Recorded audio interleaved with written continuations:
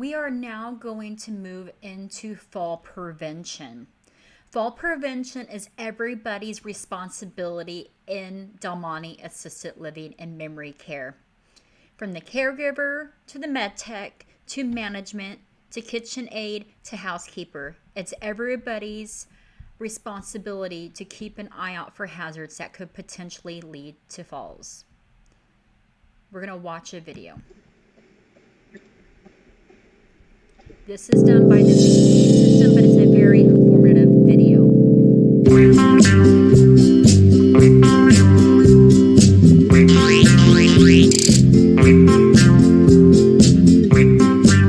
Who has the first line? Shh, we're on. Good day to you. I am Professor Emma Fallendown. Ah, yes, and I am Dr. Julius Tip over here with a warm welcome to Pitfalls. So, did you know as many as 75% of our nursing home residents fall each year, with an average of 2 to 3 falls annually for each individual resident? Fall prevention is critical. We'll be exploring what we all can do to decrease these appalling statistics for falls, with a special look at the locations and circumstances that contribute to so many falls. It's a perfect opportunity for me to present my solutions to this problem. Your solutions? It's really much simpler than you might imagine, and it all starts with STOP. S-T-O-P. I wish he would. The people who provide care every day in settings like this know firsthand how critical falling can be to the health of the residents we care for. Every year, approximately 1,800 people die from injuries related to falls in nursing homes. Of the many who survive it, well, the quality of their lives changes dramatically. Most become disabled. And the many more who worry about falling again.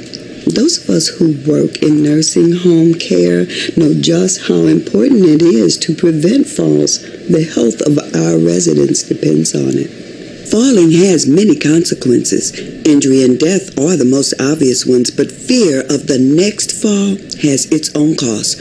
Residents often begin to withdraw from their typical routines and activities, which in turn increases their risk for additional falls. So, what can you do, and what is STOP all about? Well, STOP stands for Stop, Think, Observe, and Prevent. It's easy for anyone to fall into a comfortable job routine, but it's critical to be on guard for fall hazards the moment you start your day and to remain alert all during your shift. We have to be thinking constantly about everything we can do to prevent falls in every area we normally encounter. Just keep in mind that many falls can be predicted and avoided, but, as I say, only with your help. And as I say, if you see a resident at risk or observe potential hazards, stop and take action. Make resident safety and fall prevention a priority, and encourage everyone on the residents team to do the same. Perfect. Stay with me for more simple secrets for effective fall interventions and preventions. And we'll both tell you how to make a really big difference in helping someone avoid those painful pitfalls. They will thank you. You have my guarantee. Until we talk again. What did I tell you about interrupting me?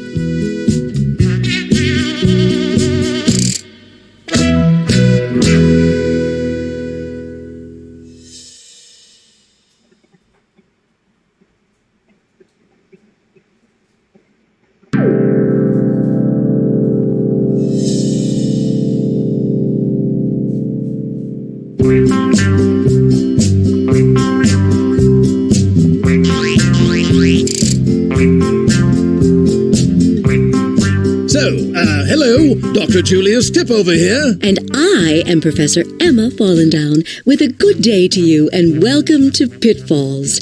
Today we'll open your eyes to a fall hazard that could happen at the very moment we start our day. And where might that be? I'm so glad you asked me, Emma. It's where you normally find everyone in the morning, in bed. That's why the best way to start the day is to stop unnecessary falls in the bedroom. A few simple procedures is all it takes. As long as you perform them properly. Fall prevention in and around the bed is really critical to us, and turning in bed is really high on the list. If the patient is too large or difficult to manage, get help from a coworker. And remember, always turn the resident slowly. But now I will tell you another situation where bedroom falls commonly occur, and it involves using the bathroom. This is such a common problem. The resident is in bed, needs to go to the bathroom, the staff is busy, impatient, the resident gets up unassisted, and that's a dangerous moment. Help! Somebody help me! It's understandable. She doesn't want to wait, either because she really has to go or because she's just plain embarrassed to ask for help. But when residents get up unassisted, the risks go way up. We've found it's best to work on a proactive schedule. For me, that means checking with residents every 2 hours to see if they need to go. As you get to know your residents, you'll know who can wait 2 hours and who needs to go more often. That way you can catch them before they have to go in a hurry. That goes a long way in helping to prevent falls. And don't forget that STOP also means observing the bedroom environment and taking effective preventive action. Very effective. There are so many things you can do to make the bedroom safer and more resistant to falling. You can lower the bed height to help the resident move in and out more easily. Ideally, their feet should be able to touch the floor when they're sitting on the edge of the bed. And this really works well for anybody who can't remember to call for help or might be confused and tries to get up a lot. A firmer mattress can also make things better. Socks with non-slip bottoms can also give the resident more stability, then make them feel safer and more secure. And for certain residents, a bed alarm can serve as a useful alert that a resident is trying to get up and needs assistance. Bed alarms can be very useful, but just keep in mind that alarms can also agitate some residents and may actually cause falls rather than prevent them. It's very important to know how each individual responds to an alarm and adopt a strategy that meets their specific needs. Very specific. Of course, no matter how much you plan things, residents standing up from bed may still fall even when you're there with them. They might be dizzy or have a loss of balance caused by changes in blood pressure. This is where it's important again to always stop and think about how you can minimize the risk of residents falling. Make sure you stay by the resident's side as they get up and check that they're steady as they begin to walk. Residents who have a cane or a walker should always use them, even just getting to the bathroom. Encouraging the use of walking aids when you're there will help them remember to use them when you're not. Good job. Walking aids are very important, but keep in mind, not all residents know how to use them properly. You gotta keep an eye on residents whether they're using their cane or walker correctly. If I see someone using that incorrectly, I'll refer them to a physical therapist, and then they can have a little, reminder lesson. So, how do we stop and think about decreasing falls in the bedroom? Let's review. Use safe turnover techniques, set a proactive toileting schedule, adjust proper bed height, assist with standing from bed, and ensure proper use of walking aids. I must say I couldn't agree more. Check back with me for more simple secrets for effective fall interventions and preventions. Yes, and we'll tell you how to make a really big difference in helping someone avoid those painful pitfalls. Very painful. Very.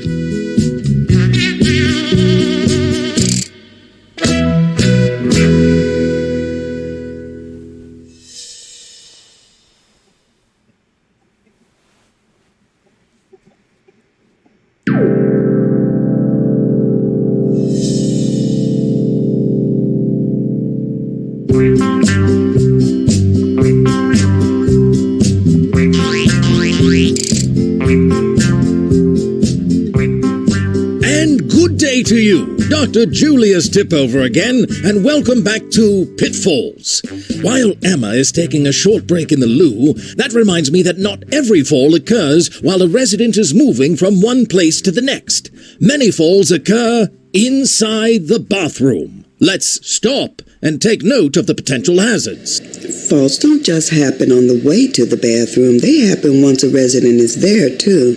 The bathroom is a very unique location, especially due to the presence of water. Wet, slippery floors are a major hazard. Check bathrooms frequently to be sure the floors are dry, and consider placing a no-slip mat by the toilet. Physical transitions are often tricky. Getting on and off the toilet can be quite a challenge. If you find a resident is having trouble getting on or off, you should report it promptly. It could be the toilet seat is too low, or handrails are needed around the toilet. Physical therapists can help you answer these questions. It's critical to have the right equipment on hand to keep residents safe during toileting.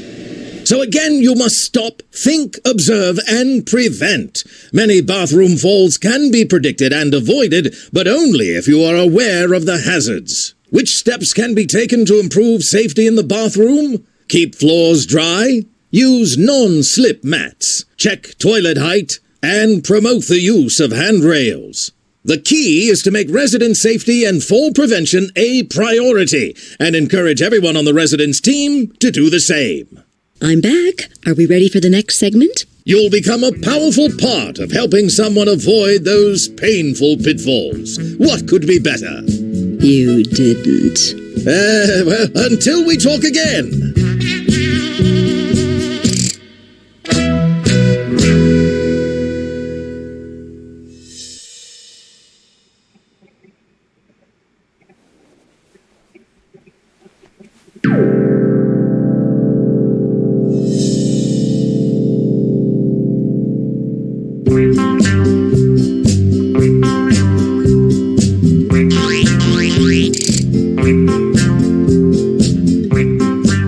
Good day to you. I am Professor Emma Folland. Hello, Dr. Julius Tip over here with a warm welcome to Pitfalls. Today, That's right. Today, when we look at the times and places where falls are most likely to occur, we want to pay particular attention when residents are moving around the nursing home. Didn't we talk about this in a... Residents need exercise. Walking is important to maintain strength, so you want to encourage it. But we must keep a sharp eye out for hazards. Julius! So let's move right along to hallways and corridors.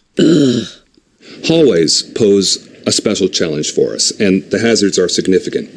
First and foremost, hallways should be constantly checked for clutter. Debris in hallways is a tripping hazard. Second, floors must be kept dry. Wet, slippery floors are bad news, and spills should be cleaned up immediately. Safe access should be provided around areas that are waiting for cleanup or have just been cleaned. Decluttering is actually a great preventive strategy in any common area like the living room and dining room. We also make it a practice to report any problems with broken furniture that could lead to a fall. Many falls can be predicted and avoided, but only if you're aware of the hazards in every environment.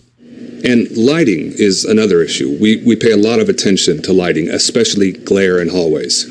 Many residents in nursing homes have poor vision, and shiny floors can cause them to trip over unseen objects.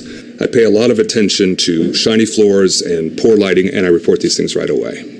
Of course, any resident who needs glasses should be wearing them when moving about, and you may have to make sure the lenses are clean. That probably sounds odd, but older people often don't notice their glasses getting dirty, and it makes a big difference in vision. And bifocals can actually be a problem. If a resident is wearing bifocals, you have to take extra care. People get disoriented when their eyes switch between which portion of the lens they're looking through. Single vision glasses, if possible, are going to be safest when moving about. As always, it is critical to stop. Let's review steps to reduce falls in hallways. Declutter pathways, minimize glare, maintain proper lighting, remind residents to wear eyeglasses, and keep glasses clean. And remember, if you see a resident at risk or observe potential hazards, stop and take action. Make resident safety and fall prevention a priority and encourage everyone on the team to do the same. And we'll see you here next time. We need to talk again.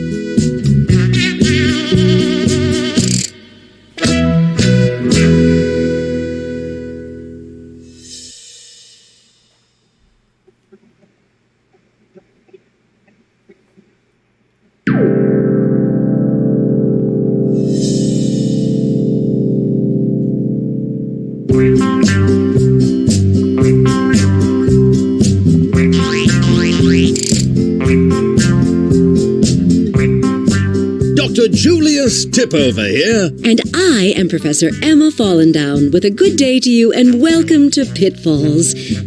I'm afraid to ask, what's with the dark glasses? Well, it's certainly not to hide my identity as a renowned expert on typological phenomenon. See if you can guess. I think I got the idea. Let's all help the good doctor by ignoring him as we look outside to explore why you still need to stop when a resident heads out for some healthy sunlight. We encourage our residents to get at least 15 minutes of sunlight exposure each day, so the trips they take outside are essential. But we are always on the lookout for outdoor hazards that may lead to a fall. We focus our attention on high-risk areas like steps, curbs, and any uneven surfaces in the outdoor setting. We study and support our residents as they navigate these areas, and we stress the importance of using handrails whenever they're available. Inside or out, always look for potential hazards, take corrective action, and share what you see and do to maintain a safer environment for your residents. It might sound extreme, but we even watch for shadows from trees and plants. They often confuse residents with poor vision. Especially watch for clutter, broken furniture, and cracked steps or pavement. And be quick to report what you observe. So keep these things in mind to stop and watch out for as you work to prevent falls outdoors. Watch for steps and curbs. Look for uneven surfaces. Pay attention to shadows and dark areas. And be aware of cracked and broken pavement. Help someone avoid those painful pitfalls. They will thank you. If you don't mind, I would like to have the last word here. No. Until we talk again.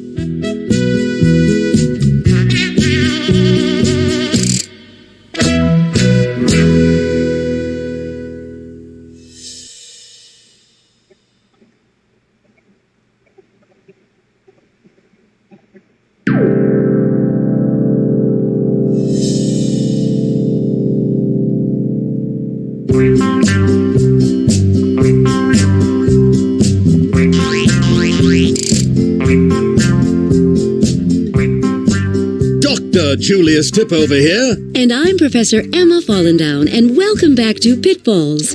Today, we will finally answer the question that I have addressed in my award-winning book, Shoes and Wheelchairs, to walk, roll, or skip the whole thing. What award? That's not important. But fortunately, the solution to these challenges, which may or may not be in any book I've never heard of, are really the same no matter where you are.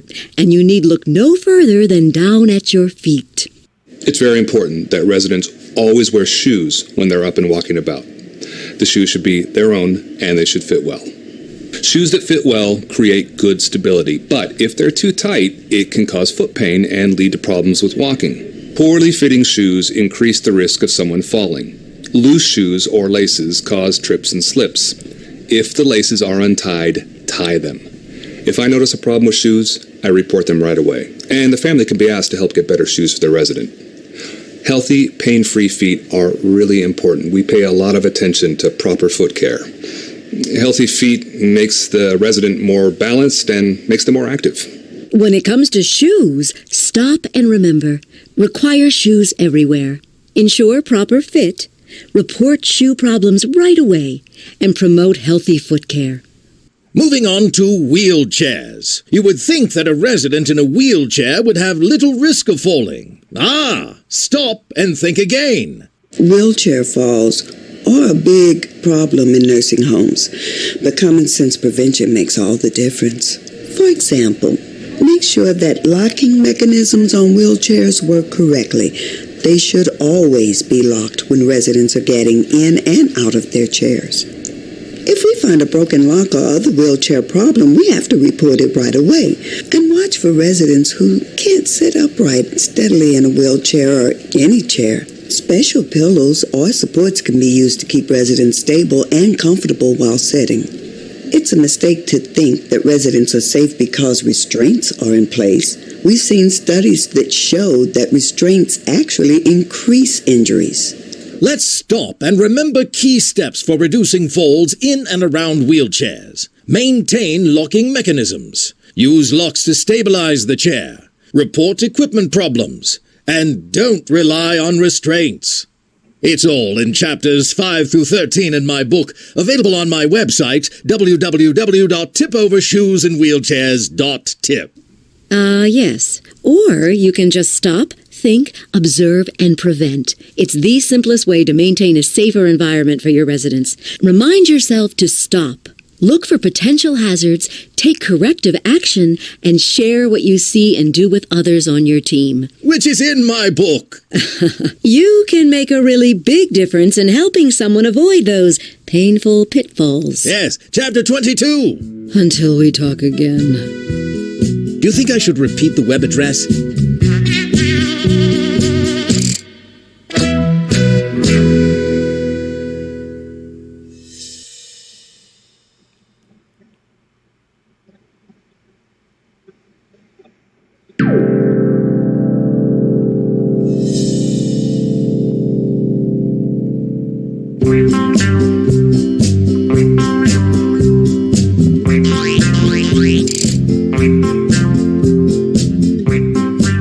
Good day to you again. I am Professor Emma Fallendown. And Dr. Julius Tipover here. So, with a bit of help from my colleague here, I've been sharing the many ways you can help decrease the appalling statistics for falls among nursing home residents. And even though the experience has been personally painful for me, I hope we've shed light on what you can do to help make a big difference. It all starts with STOP, which stands for Stop, Think, Observe, and Prevent.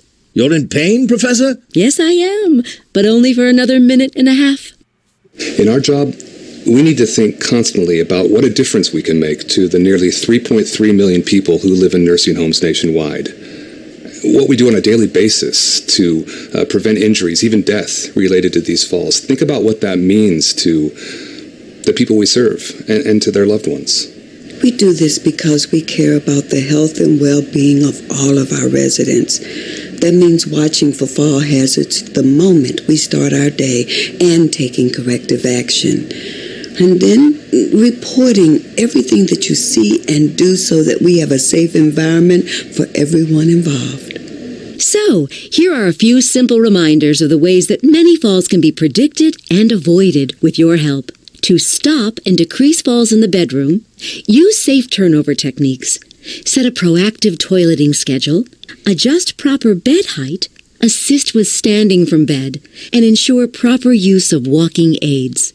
And when it comes to bathroom safety, here are the things to stop, think about, and observe to prevent falls. Make sure all floors are dry, use non-slip mats, check for proper toilet height, and promote the use of handrails. And keep these things in mind to stop and watch out for as you work to prevent falls outdoors. Watch for steps and curbs. Look for uneven surfaces. Pay attention to shadows and dark areas. And beware of cracked and broken pavement. Getting exercise by moving about the nursing facility is important to help residents keep up their strength. At the same time, when using halls and corridors, it's critical to stop and remember to declutter pathways, minimize glare, maintain proper lighting, remind residents to wear eyeglasses, and keep glasses clean. When it comes to shoes, stop and remember. Require shoes everywhere. Ensure proper fit. Report shoe problems right away. And promote healthy foot care. Don't forget about wheelchairs and fall prevention. Maintain locking mechanisms. Use locks to stabilize the chair. Report equipment problems. And don't rely on restraints. If you see a resident at risk or observe potential hazards, now you know how to STOP and take action. And if we all make resident safety and fall prevention a priority and encourage everyone on the residents team to do the same, we can work wonders. And thank you, Professor, for assisting me with these valuable segments of pitfalls. By the way, how is your pain? Almost gone.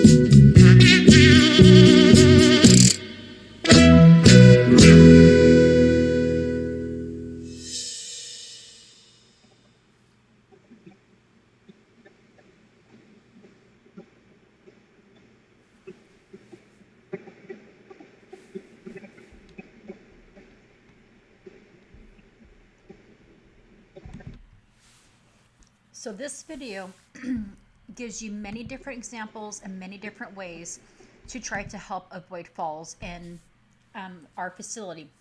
Fall prevention is everyone's responsibility, not just floor staff, but everyone. So if you see loose flooring, items or clutter on the floor, or spills, it's your responsibility to report it. Pick it up, clean it up.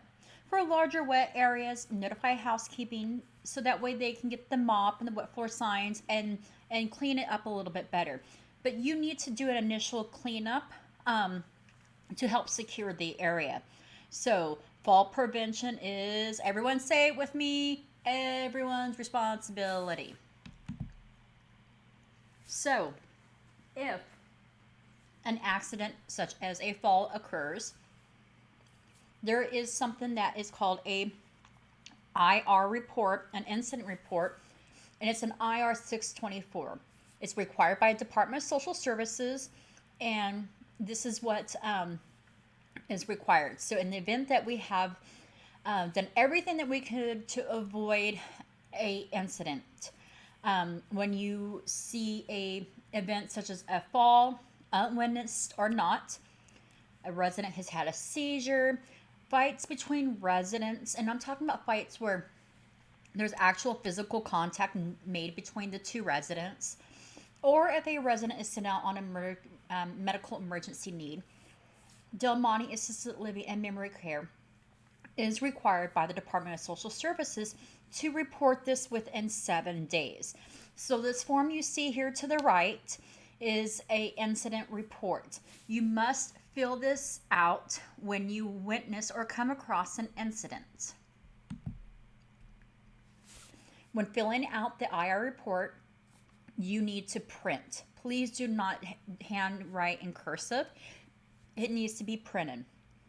Fill out the top where it says resident's name or residence if there's multiple residents involved. And then the first section you're going to fill out is describe the event or incident. You include the date, time, location, the nature of the incident, effects that were leading to the incident, and how it affected the client, including an injury. So kind of back to like when we were in school, who, what, when, where, how, and why. Same thing on here. So who it happened to, when did it happen to, how it happened, why it happened, and why it happened. So who, what, when, where, and how, and why. So here you're going to fill in the details. You're going to describe. You're not going to assume. For example, Mrs. Smith reported to me she had a UTI. She was sent out for a UTI. So instead, we're going to say Mrs. Smith reported abdominal pain and requested to go to the hospital. Even though we know Mrs. Smith's history, all of that, we're not going to assume, okay? So we're just going to state the facts. Mrs. Smith reported she had abdominal pain. Mrs. Smith was sent out to the hospital on February 14th, 2022 at 10:55 a.m. Next, you're going to place the names of the persons involved. So if it was reported to you in the med tech, you're going to put yours in the med tech's name. And then you're going to explain what steps were taken. 911 was called. Paramedics came and assessed. Paramedics took Mrs. Smith to the hospital, and so forth. So we're not going to say paramedics said she had a UTI because, once again, they're not healthcare professionals. So you're just going to keep it straight to the point. We're not going to make any assumptions or diagnosis. We're just going to report the facts given to us.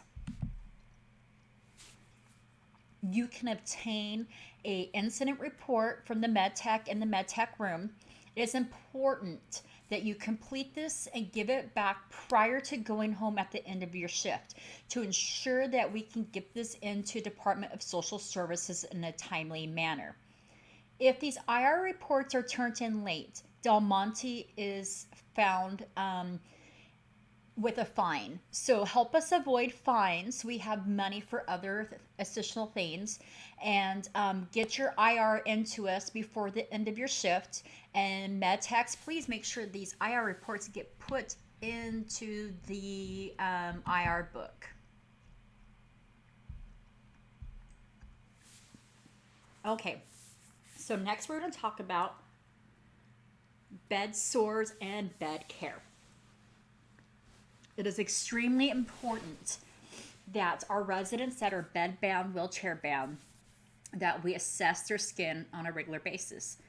If you notice any areas that are red, swollen, foul odor on the coccyx area or the bottom area of your resident, report this to your med tech immediately. This can also happen on the heels of the foot, their elbows, the back of their knees, and sometimes on the back of the head. These are known as bed sores. Bed sores happen when we fail to turn and reposition our residents every 2 hours. Bed sores can develop down to the bone, resulting in the resident having a non-healing stage 4 wound, which will prevent the resident from remaining in our care unless they go on to hospice care. These are very expensive, painful, and disrupts the quality of life of our residents. It's important to encourage the residents that have mobility issues to get up out of bed for meals. This helps relieve the pressure on the coccyx and the bottom area. So breakfast, lunch, and dinner. Our patients who are wheelchair bedbound, we need to encourage them to be up and out of that bed for their meals. Changes in position help promote better blood flow. It is also best not to leave the resident in bed all day long or the wheelchair. So for our residents who can, shift their weight from one hip to the other in the wheelchair, we want to encourage that throughout the day. Encourage them to maybe take a nap halfway through the day for an hour or so and to get back up. It's also best not to leave the resident in a wheelchair all day if we can avoid it. So just really, really, really encourage your residents to change their positions as often as possible. If they depend upon us to do so, maybe set a timer to remind you every 2 hours to go and turn that patient. In a wheelchair individual, you should encourage them to report any pain as well. If you notice reddening or opening areas, once again, I cannot stress this enough, even just a little redness on their bottom, report it to a med tech immediately. Medical treatment from a home health provider may be needed. They might need special equipment. We can also ask the doctor to order gel relieving pads for wheelchairs, pressure, mattresses, and so forth. Individuals who are unable to get out of the wheelchair anymore, it's important to reposition them every 2 hours. You notice I sound like a broken record on this. If we find out that you're not turning your bedbound residents every 2 hours, it can be a written up notification, and it could cause a reason for termination of your employment. Our residents depend upon us to provide all of the care, and many of them stay with us until their final days. And when it comes to their final days, they do end up wheelchair and bedbound. So it is our responsibility to turn them and reposition every 2 hours. This includes in the middle of the night as well. So we are going to watch a video on bedbound care and turning and positioning.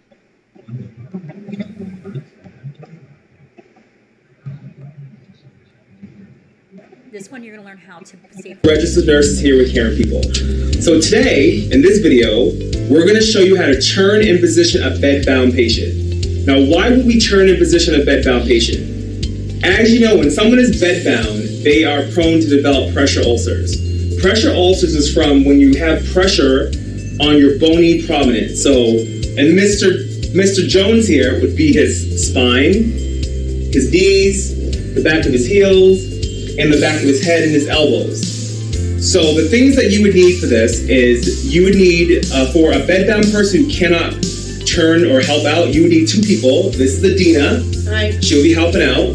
You would need 3 pillows, 2 to tuck under, 1 to tuck under the knees, and you would need 2 regular towels to roll up and put under the heels to keep the heels off the bed. Whenever you turn a patient, even if they're alert, orientated or not, you still have to address them and tell them who you are and explain to them what they're doing. And before you even touch them, you have to let them know that you're going to touch them, okay? So, hi, Mr. Jones. My name is Xavier Edwards. I'm your nurse today, and this is Adina. Hi, Mr. Jones. She's your home attendant. She's going to be helping you today. So we're going to turn and position you, okay? Okay, so what Adina's going to do is we're going to turn Mr. Jones on this side. She's going to take the left leg, pick it up and cross it over, and then she's going to take the left arm, pick it up and cross it over. And then she's going to put one hand under the shoulder, and one hand she's going to grab the draw pad, and she's going to roll them over. And as she rolls them, remember, the reason why she's here is so he doesn't fall off the bed. And now you have your 2 pillows. So you wanna roll the pillow like this and stuff it under. Remember, Mr. Jones in real life is gonna weigh a lot more than this dummy. So you're gonna stuff it under. How are you doing, Mr. Jones? Are you okay? Okay, we're almost done.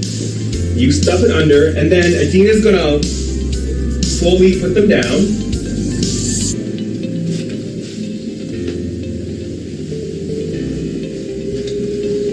And then also sometimes if you have another pillow, you can put it under their heels to keep their heels off the bed. Or sometimes what we do is we also roll up towels and we put it under their heels to keep the heels off the bed, because keeping the heels off the bed will prevent pressure ulcers. Another trick that we do is that we can put a pillow over here too to make them more comfortable. And also we take washcloths, we roll them up, double them up, and put them in between their hands. So when they can grab it so they're not contracting their hands and so they don't dig their nails into their hands. So this is how you properly turn and position a patient. We're using 2 people. So you will learn more about turning and repositioning of a bedbound resident on your on-the-floor training. Note that throughout the year, we do have other trainings where we're going to have physical therapists and other resources come in to provide additional training. At any point in time, if you ever have questions about safe turning procedures, please speak to a supervisor.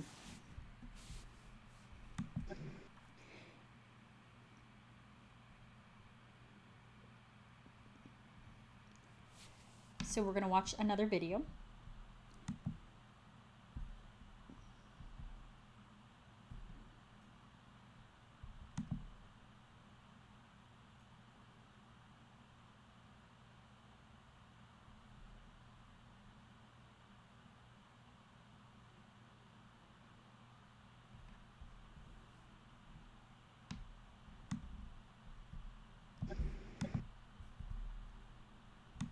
Here we go. Sorry about that delay.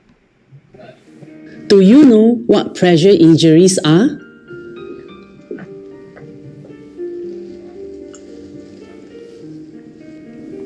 Pressure injuries, also known as pressure ulcers or big sores, are a serious problem that can cause harm to you or your loved ones. They are wounds on the skin that often develop over the bony areas of the body from lying or sitting down in the same position for long periods. Pressure injuries can cause pain, increased risk of infection, and can also lead to long-term disability or even death. They can take months or even years to heal, and as they worsen, they can become harder to treat. If you or your loved one is chair or bedbound, there is a high risk of developing a pressure injury. There are 6 simple steps you can follow to help you prevent and manage pressure injuries. Think injury. I stands for incontinence care. Constant exposure of the skin to moisture from urine or feces can cause skin damage and increase the risk of pressure injuries. To prevent skin breakdown, it is important to ensure good personal hygiene. Cleanse skin with water or pH balanced cleanser and dry skin gently and thoroughly after each episode of incontinence. You may also ask your healthcare professional about suitable products such as barrier creams or sprays to protect the skin and suitable lotions or moisturizers for dry skin. N stands for nutrition and hydration. Eating a wide variety of food in moderation and in the right balance provides the nutrients required to maintain healthy skin. If you or your loved one is at risk for developing a pressure injury or has an existing pressure injury, it is important to have enough protein, vitamin C, and zinc in your diet. In addition to fluid from your food, it is recommended to drink 6 to 8 glasses of fluids a day, unless instructed otherwise by a healthcare professional. Being overweight, underweight, or having diabetes also increases the risk of developing a pressure injury and may slow down healing of an existing pressure injury.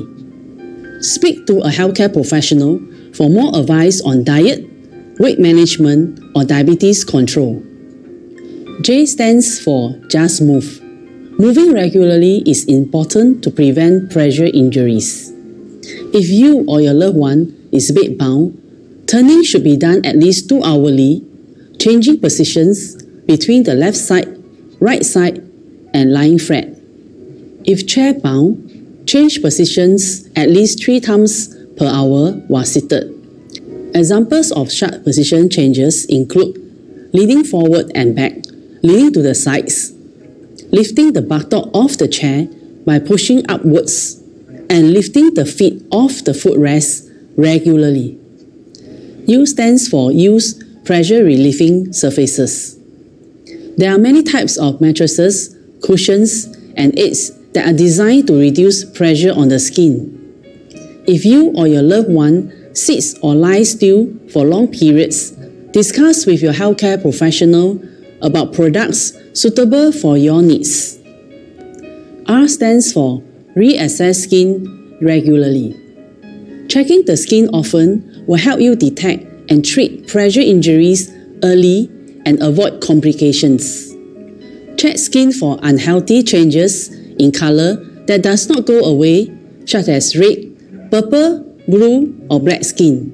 Changes in skin texture, such as dry patches, swelling, blisters, or breaks in the skin. Changes in skin temperature, such as warmer or cooler areas of skin. Y stands for you should seek help early. If you notice any skin changes, inform a healthcare professional early. Once a pressure injury worsens, it can become harder to treat and can lead to complications.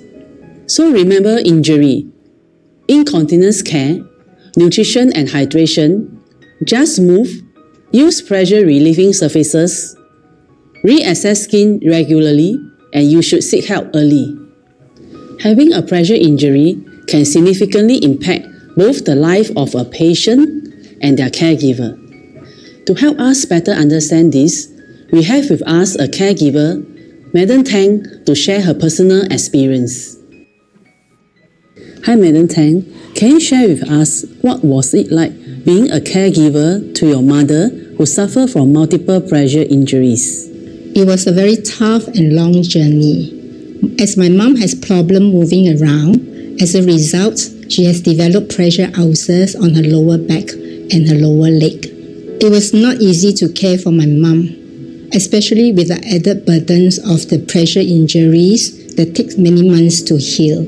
To prevent the wounds from worsening, My helper and myself have to frequently turn my mom when she was lying down on the bed. When she was sitting, we have to regularly lift her up.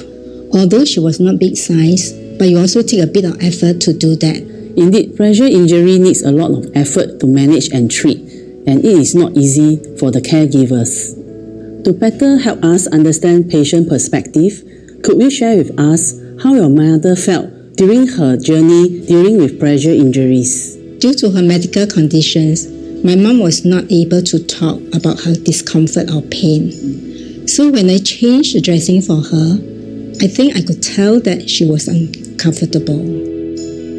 She would sometimes flinch when the old dressing were removed or when the new medications were applied onto the wounds. I imagine it was probably not easy for my mom to deal with the injuries or the discomfort. If I could turn back the time, I think I would definitely do more to prevent her from developing the injuries. Could you also share with us what helps you as a caregiver to manage your mother's condition? The advice from the healthcare professional given to me was very useful for me to manage my mom's condition. I also appreciated their willingness to help me throughout the journey as and when I needed more advice. Thanks for openly sharing your personal experience, Madam Tang. Would you have any advice for other caregivers? I would encourage the caregivers to learn more about the pressure injuries and how to prevent them, especially for those with loved ones at high risk of developing pressure injuries. As the saying goes, prevention is better than cure. It is important to make an effort to learn how to prevent pressure injuries and to seek help early if you discover any skin changes. Yes, the majority of pressure injury can be prevented and the complications can be avoided by seeking help early. We can all do our part to prevent pressure injury from happening to ourselves and to our loved ones.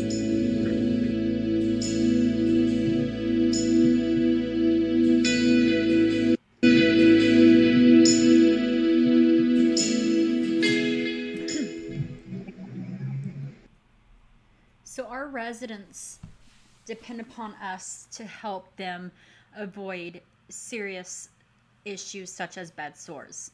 If you've got questions about how bed sores develop or how to help prevent them, please let somebody know.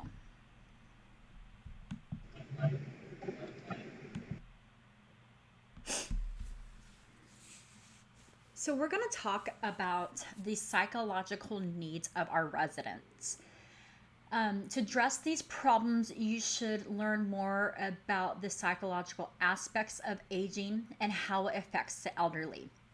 So, isolation, family issues, poor self-esteem, poor hygiene, a history of substance abuse or currently going through substance abuse, or financial anxiety affects the social psychological needs of our residents.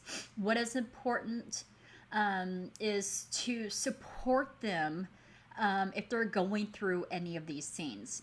What is a psychosocial need of an elderly person? Therefore, a psychosocial need of an elderly involves mental, social, and physical needs among the aged.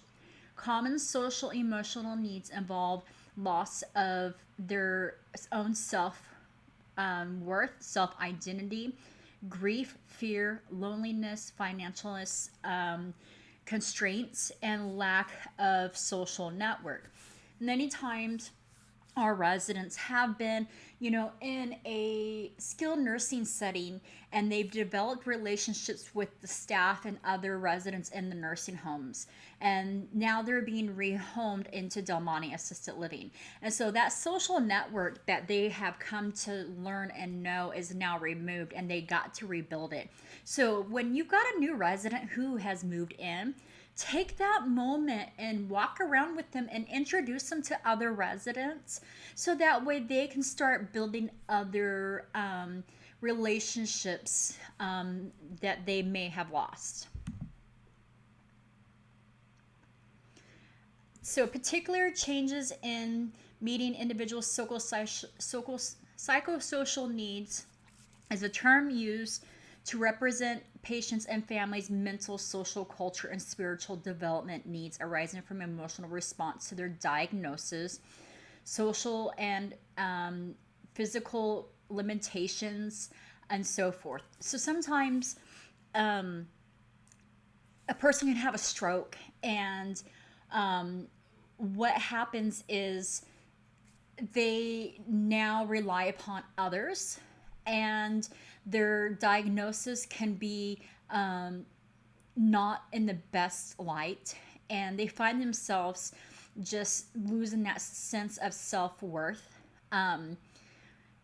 What are the common psychosocial needs in the elderly are they need to feel safe and secure in what's going on in their life. They need to be supported. I mean, a lot of them are going through grief. Maybe they recently lost a loved one. They've lost their forever home that they had before, that they raised their children in.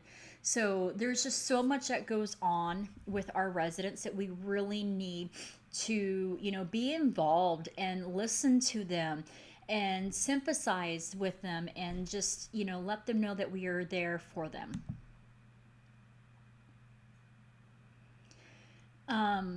So, what can we do to support their needs? Make them feel loved, make them feel safe, make sure they have enough food, clean clothing, that they get a good night's sleep, that they are occupied, that they don't have to worry about income, and that they don't have to worry about transportation services and so forth.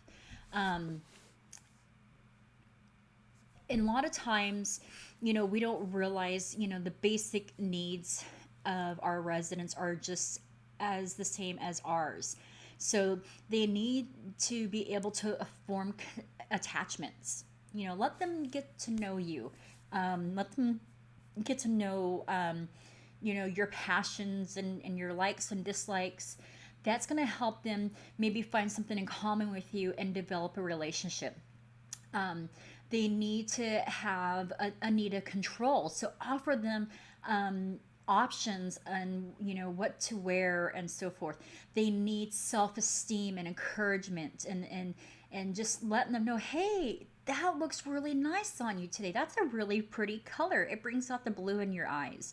So give them some self-esteem, encouragement whenever you can.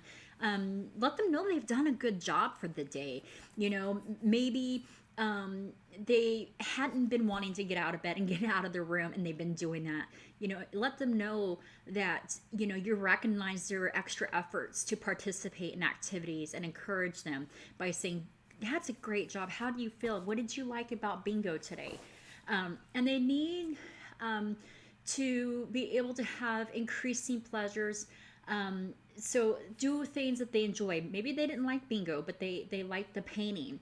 So make sure they know when painting's going to be again. And then help them avoid pain.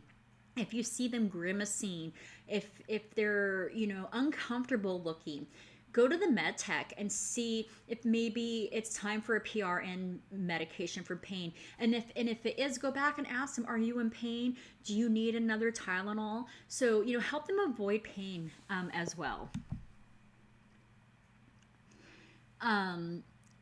Mental health is also another psychosocial need. So a lot of times just setting up an environment that includes child-friendly spaces. So encourage them to bring their grandchildren and have their grandchildren sit in the dining room where the TV is, and to be able to watch them play, to be able to watch their grandchildren interact with the other grandchildren. So sometimes it's the simple things in life like that. Maybe push them outside so they can, watch other children play. Maybe their grandchildren are too far, but maybe somebody else has got their family there and they're all outside hanging out. Sometimes our seniors, they like to, reminisce and be able to, see those types of interactions amongst people. And so that's something that we can also do to help encourage them. Assisting the resident with basic needs. So, brushing their hair, putting little lipstick on, putting some perfume on, being able to, let them feel a sense of normalcy can help them with their psychosocial needs.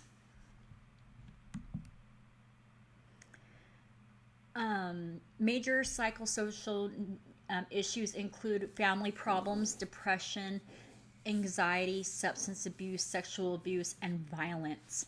A lot of times we get individuals who are adult protective service cases, and they have gone through some traumatic issues. Understanding where they came from and reassuring them that they are in a safe place and they're not going to be abused no more is one way of, helping them with their psychosocial needs. If need be, another thing that you can do is make a suggestion for a grief counselor, social worker, find social support for them, help them avoid loneliness, maybe by helping them figure out who they could be a friend with. If they're married, maybe their spouse is still living at home, encourage their spouse to come in and spend time with them.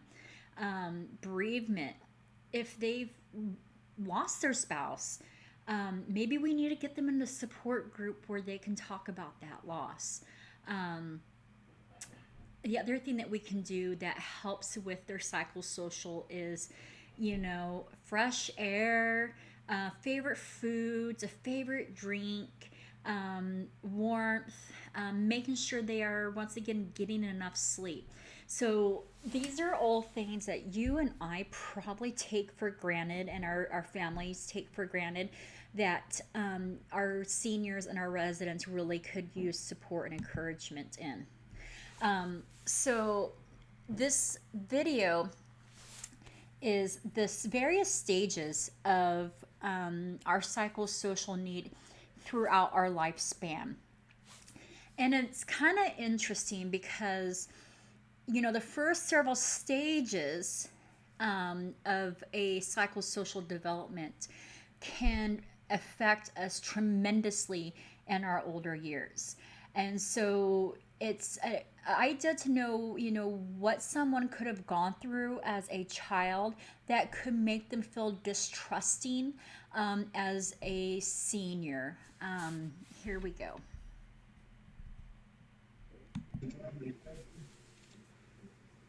Erikson's theory of psychosocial development identifies 8 stages which a healthy individual should pass through from birth to death. At each stage, we encounter different needs, ask new questions, and meet people who influence our behavior and learning.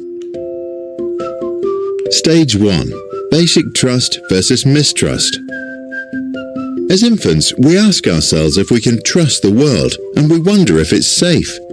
We learn that if we can trust someone now, we can also trust others in the future.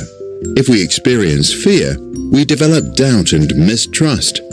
The key to our development is our mother. Stage 2. Autonomy versus shame and doubt. In our early childhood, we experience ourselves and discover our body. We ask, is it okay to be me?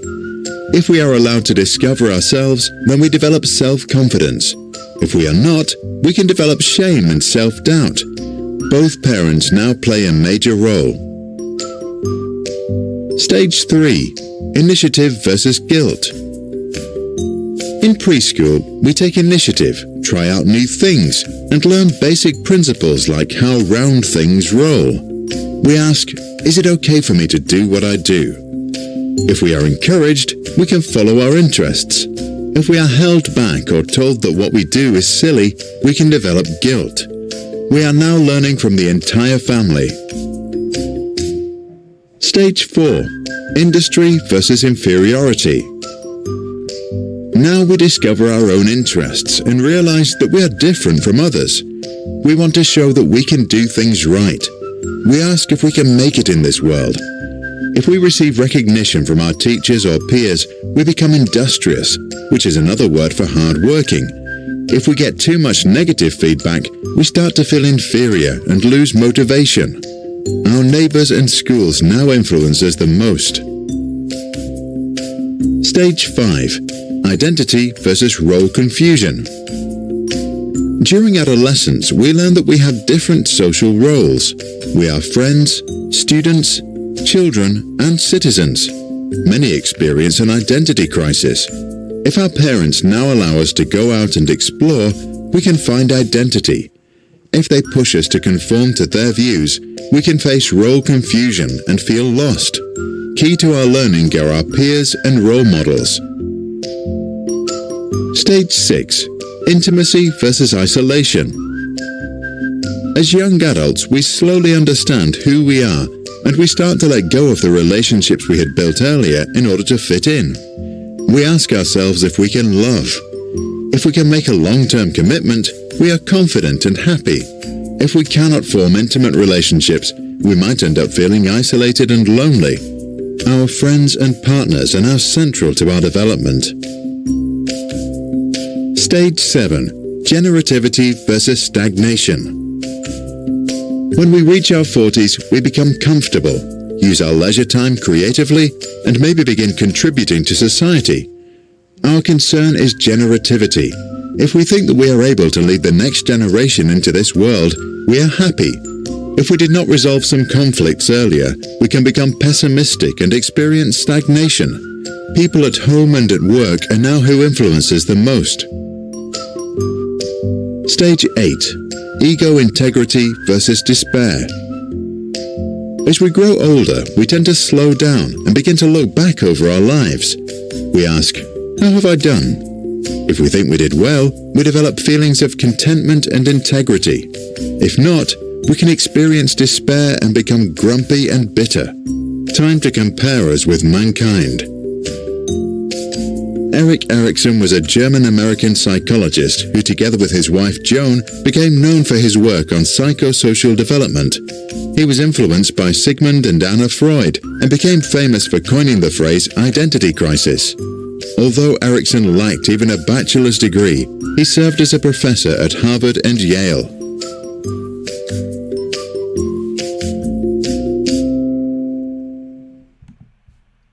So I want you to take a minute and think about that resident who is not trusting.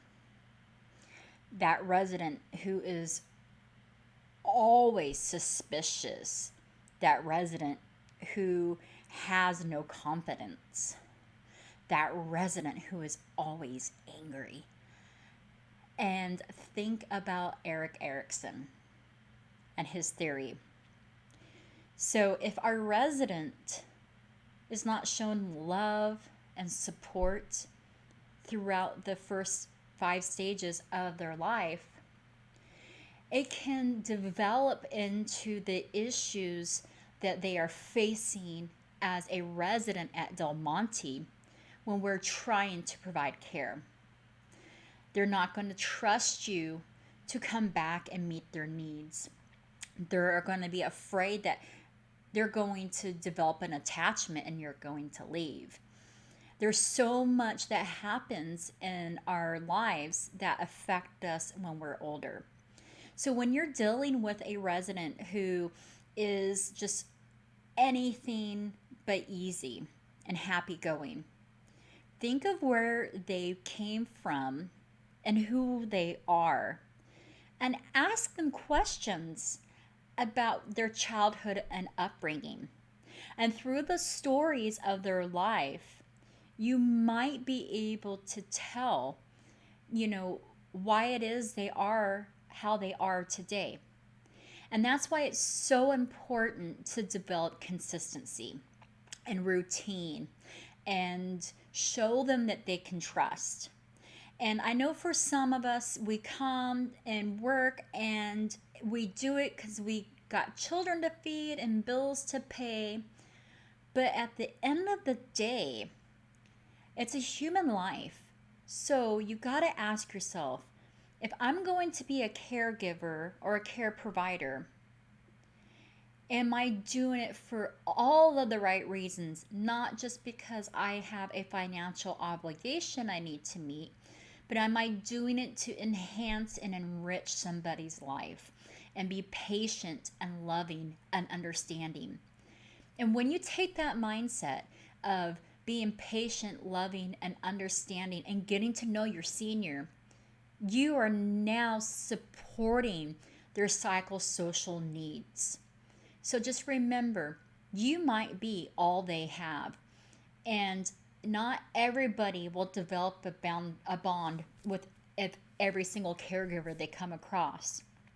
So if you're special enough for that one person who yells and screams and is angry at all the other caregivers, but they're as sweet as can be with you, take pride in that. That means that you are supporting their psychosocial needs and not just their physical needs.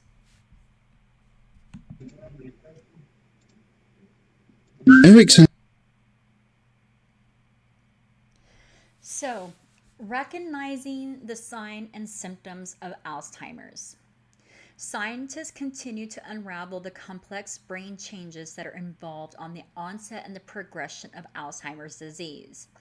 It seems likely that the damage to the brain starts a decade or more before memory or other cognitive impairments appear. During this initial stage of Alzheimer's disease, people seem to be symptom-free, but toxic changes are taking place within their brain. There are illustrations of women and other individuals, having a hard time finding words that they once used all the time, remembering dates, losing keys. All of this might seem like common oopsies, I'll find them, I just misplaced them this one time. But they are sometimes in our elderly causes for concern. Damage occurs in the brain of someone with Alzheimer's disease before it even begins to show in early clinical signs and symptoms. For most people with Alzheimer's, those who have had the late onset variety, symptoms first appeared in their mid-60s. Think about that.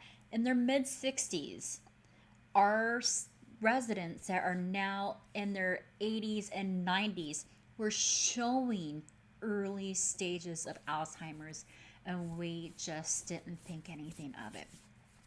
And unfortunately, there has been cases of individuals in their 30s and mid-60s that scientists have identified with Alzheimer's. So with Alzheimer's, there are over 32, 34 different types of Alzheimer's diseases. There's one that is called Huntington's disease. Many people don't realize, but Huntington's is a form of Alzheimer's, and it affects individuals as early as in their 20s. There's been cases and studies of toddlers and younger adolescents developing different forms of Alzheimer's. And so it's a disease that the more we learn, the more scientists are trying to unravel it. The very first symptom of Alzheimer's varies from person to person. Memory problems are typically one of the first stages of cognitive impairment related to Alzheimer's disease. The decline in memory aspect, cognitive, such as word finding, vision, impairments with reasoning and judgment, not recognizing that something is a potential harm or a hazard, all may be signs of early stages of Alzheimer's disease. And for some people, may be diagnosed with mild cognitive impairment, Many times those ones diagnosed with mild cognitive impairment are later on diagnosed with progressive disease of Alzheimer's. Alzheimer's disease progression in several stages. We have from mild, moderate to severe stages. In mild Alzheimer's disease, a person may seem to be healthy, but has more and more trouble making sense of the world around him or her. The realization that something is wrong often comes gradually to the person and their family, and it's memory, poor judgment that leads to bad decisions, like maybe trusting someone over the phone with financial records or resources. Loss of spontaneous sense of we're going to do something and do it right now. Taking long time to complete daily tasks. Maybe mom used to complete her morning routine in a half hour, and now it's taking her an hour and a half to shower and get dressed and do her hair and makeup. Repeating questions. What are we having for dinner? I'm sorry, what are we having for dinner again? What is it that we're going to have for dinner? So repetitive questions. Trouble handling bills or money. We might notice that they're not paying their bills. They're giving money away to people that they shouldn't be giving money away to. They might be having trouble finding their way home. They've lived in their home for 40, 50, 60 years, and they're going to the store and they're calling you because now they're on the side of the road and they're lost and they can't remember how they got there and how to get back to where they need to go. Losing things or misplacing things in odd places. I had a resident who was always sticking her glasses in the freezer. Don't know why, but she'd go into the freezer and for some reason take her glasses off and put them in the freezer, and we'd find them in the freezer. Mood and personality changes. Maybe mom is very short and angry all the time. Maybe mom is all of a sudden withdrawn. Increase in anxiety and agitation. I'll do it. What do you think? You think I can't handle it? What you think I'm an idiot? Why? And they're mad. They're angry. And all you did was, hey, mom, do you want me to clear the table? So just things that easily set them off that really shouldn't. Alzheimer's disease is often diagnosed in this stage, but it really takes someone to recognize it. The moderate stage of Alzheimer's is we start to see more of an increase of memory loss and confusion, and the inability to learn new things. So even though we're old and we're getting older, we can still learn and obtain new information. So if your resident or your loved one is not able to learn and obtain a new piece of information, that is a really serious warning flag. Difficulty with language and problems with reading and writing and working with numbers. So if mom was once loving to read books, maybe she was always writing in a journal, and now she's not doing those things. Maybe mixing words up, like I'm going to go put the laundry in the refrigerator. We put things in both, right? But we don't put laundry in the refrigerator. Shorter attention spans. They can't stay focused. Difficulty arranging thoughts, finishing sentences. Problems coping with new situations. Difficulty carrying out multiple step tasks, such as getting dressed. People report that they were, putting their clothes on inside out.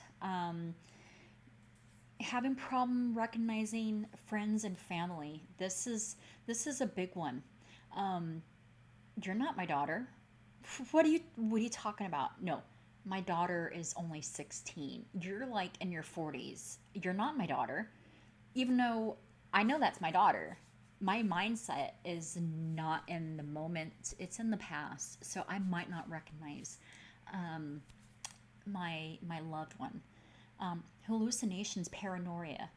You'll hear people get upset and angry. There's spiders. Did you not see that spider on my? There's look all the spiders. They're everywhere.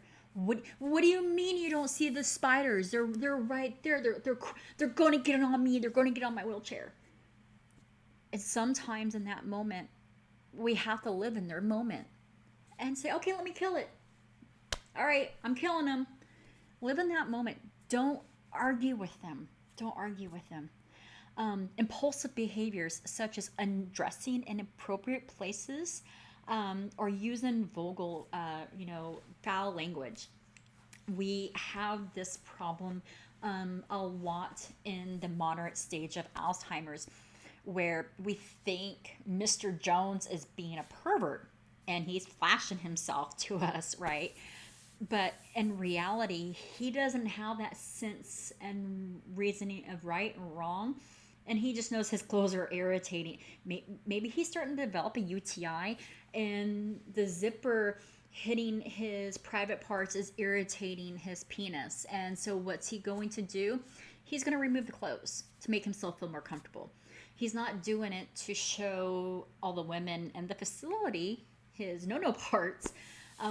He's just trying to take care of himself. Restlessness, agitation, tearfulness. You'll see that a lot where they cry and they cry and they cry for no reason, and there's just no consoling them. Wandering. They see a door and they're gone, and they're gone in a split second. That's why we have to make sure doors are secure, and that if they're outside of the memory unit, that they're with a caregiver, especially in the late afternoon or evening. This is called sundowning, and you'll see this a lot where they just get a lot more anxious and stuff. Repetitive statements, movements, muscle twitching. Sometimes they'll get like little head bobs and kind of little arm movements and stuff going.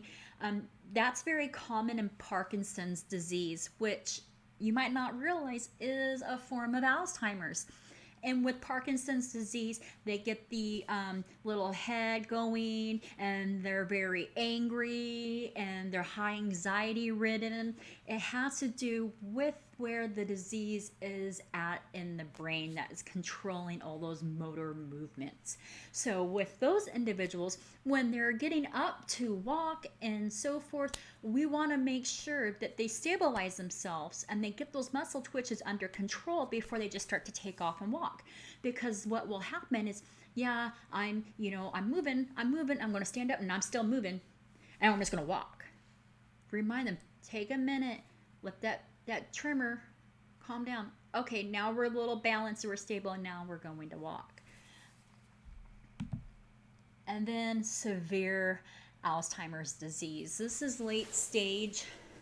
This is where for a lot of families, the reality of the disease is finally setting in. A lot of times when these stages, this late stage of Alzheimer's disease happens, the loved one goes, "You're not providing good care. Mom is not able to communicate no more. When she came here, she could talk. Why can't mom talk? She's losing weight. Are you not feeding mom?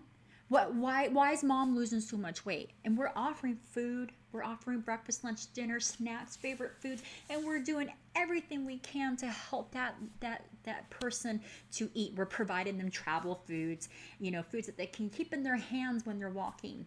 Especially if they're, excessive pacers, which a lot of them are, they'll just move and move and move and walk and walk and walk. We want to give them travel food.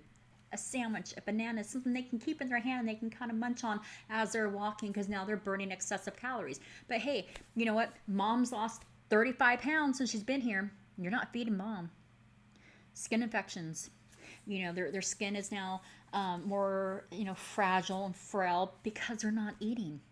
And so they become scratched very easily. Difficulty in swallowing. Maybe this is why they're not eating, because they can't chew their food small enough, and when they swallow, it hurts, or they choke on it. Groaning, moaning, or grunting. This is a lot where you'll hear them just kind of, make a lot of different sounds, noises that don't make any sense. Increased sleeping. So this is really like towards the end, we're going to start to see that they are very weak, they're very fatigued, they are not getting out of bed as often, and they just would rather sleep. Loss of bowel and bladder control. If they haven't experienced incontinence yet, this is when it's going to hit.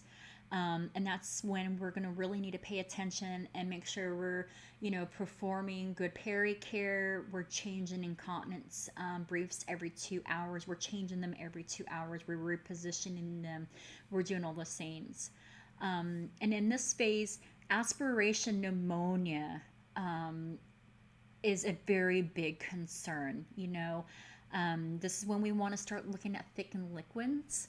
That requires a doctor's order, but maybe we need to put thickener in their water. Maybe we need to give them their water in a spoon where it's just going to be a little bit amounts at a time, and encourage them to take their time at swallowing.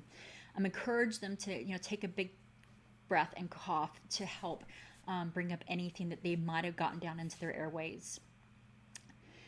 And this is the stage that we start to see them decline. Unfortunately, there is no cure for Alzheimer's disease. What we can do for our Alzheimer's patients is provide support not only for them, but for their family. When someone hits the moderate stage of Alzheimer's disease, is when we want to discuss hospice services. And hospice isn't about making them drugged up where they can't function, but hospice is a supportive measure to help provide the best quality of life, not only for them, but for their loved one. Hospice will provide chaplains, social workers, psychologists, medications, all of that to help support them in the last 2 phases of their disease process. Symptoms of mild cognitive impairment. Remember when I first started talking about Alzheimer's a little bit ago, I said many people with MCI are going to eventually be diagnosed with an Alzheimer's diagnosis. We'll later on in an in-service go into the different types of Alzheimer's, frontal lobe, Lewy bodies, Parkinson's, and all of them, and talk about different care needs for those individuals. If you have an individual with an individual service care plan, an ISP, a lot of the CCAs will identify the type of Alzheimer's and the type of specialized care that is needed for those. But MCI, a lot of times, mom goes into the hospital, mom has a UTI, she's got some extreme confusion, and when it's all said and done, the UTI is gone, but the cognitive impairment is still there. And so doctors will diagnose them with a mild cognitive impairment. And a lot of times it takes an illness, such as a hospitalization from a UTI, to get a diagnosis of the mild cognitive impairment. And the mild cognitive impairment has been there for a while, but now we've got a medical professional who is trained to see and recognize this, and now our resident is coming back with this diagnosis. And we need to do our best to support them in this, and help them develop good habits to maybe help them remember things like such as writing notes that their daughter's coming or they have a doctor's appointment, having a routine of putting their items up in the same spot all the time. And if they're having trouble finding a word or they're saying the wrong word, don't laugh at them. Don't humiliate them, but just say, "Oh, I think you mean the washer. You're going to put your clothes in the washer. I think you got a little confused there." But don't worry, I do that sometimes too, right? So that way they don't feel like, "Oh, geez, I'm stupid. I didn't say the right word." Sometimes I say the wrong thing too. We just really need to support them, and they're going to have a lot of emotions sometimes with this diagnosis, including disbelief. So we're going to watch a video on recognizing signs and symptoms of Alzheimer's. Here are your early warning signs. And I'm not going to spend a lot of energy or time on these, but I want to just give you a hint. If I am really, really good at telling you, do you remember that one time when you were a little boy and I'm telling you these old stories over and over and over, and yet when you try to get me to hold on to new information, I can't do it?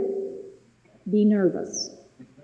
Because I should not have more trouble hanging on to important new information than I can access that old stuff. And when you start seeing it pretty regularly, a pattern of it, not just once or twice, but a pattern.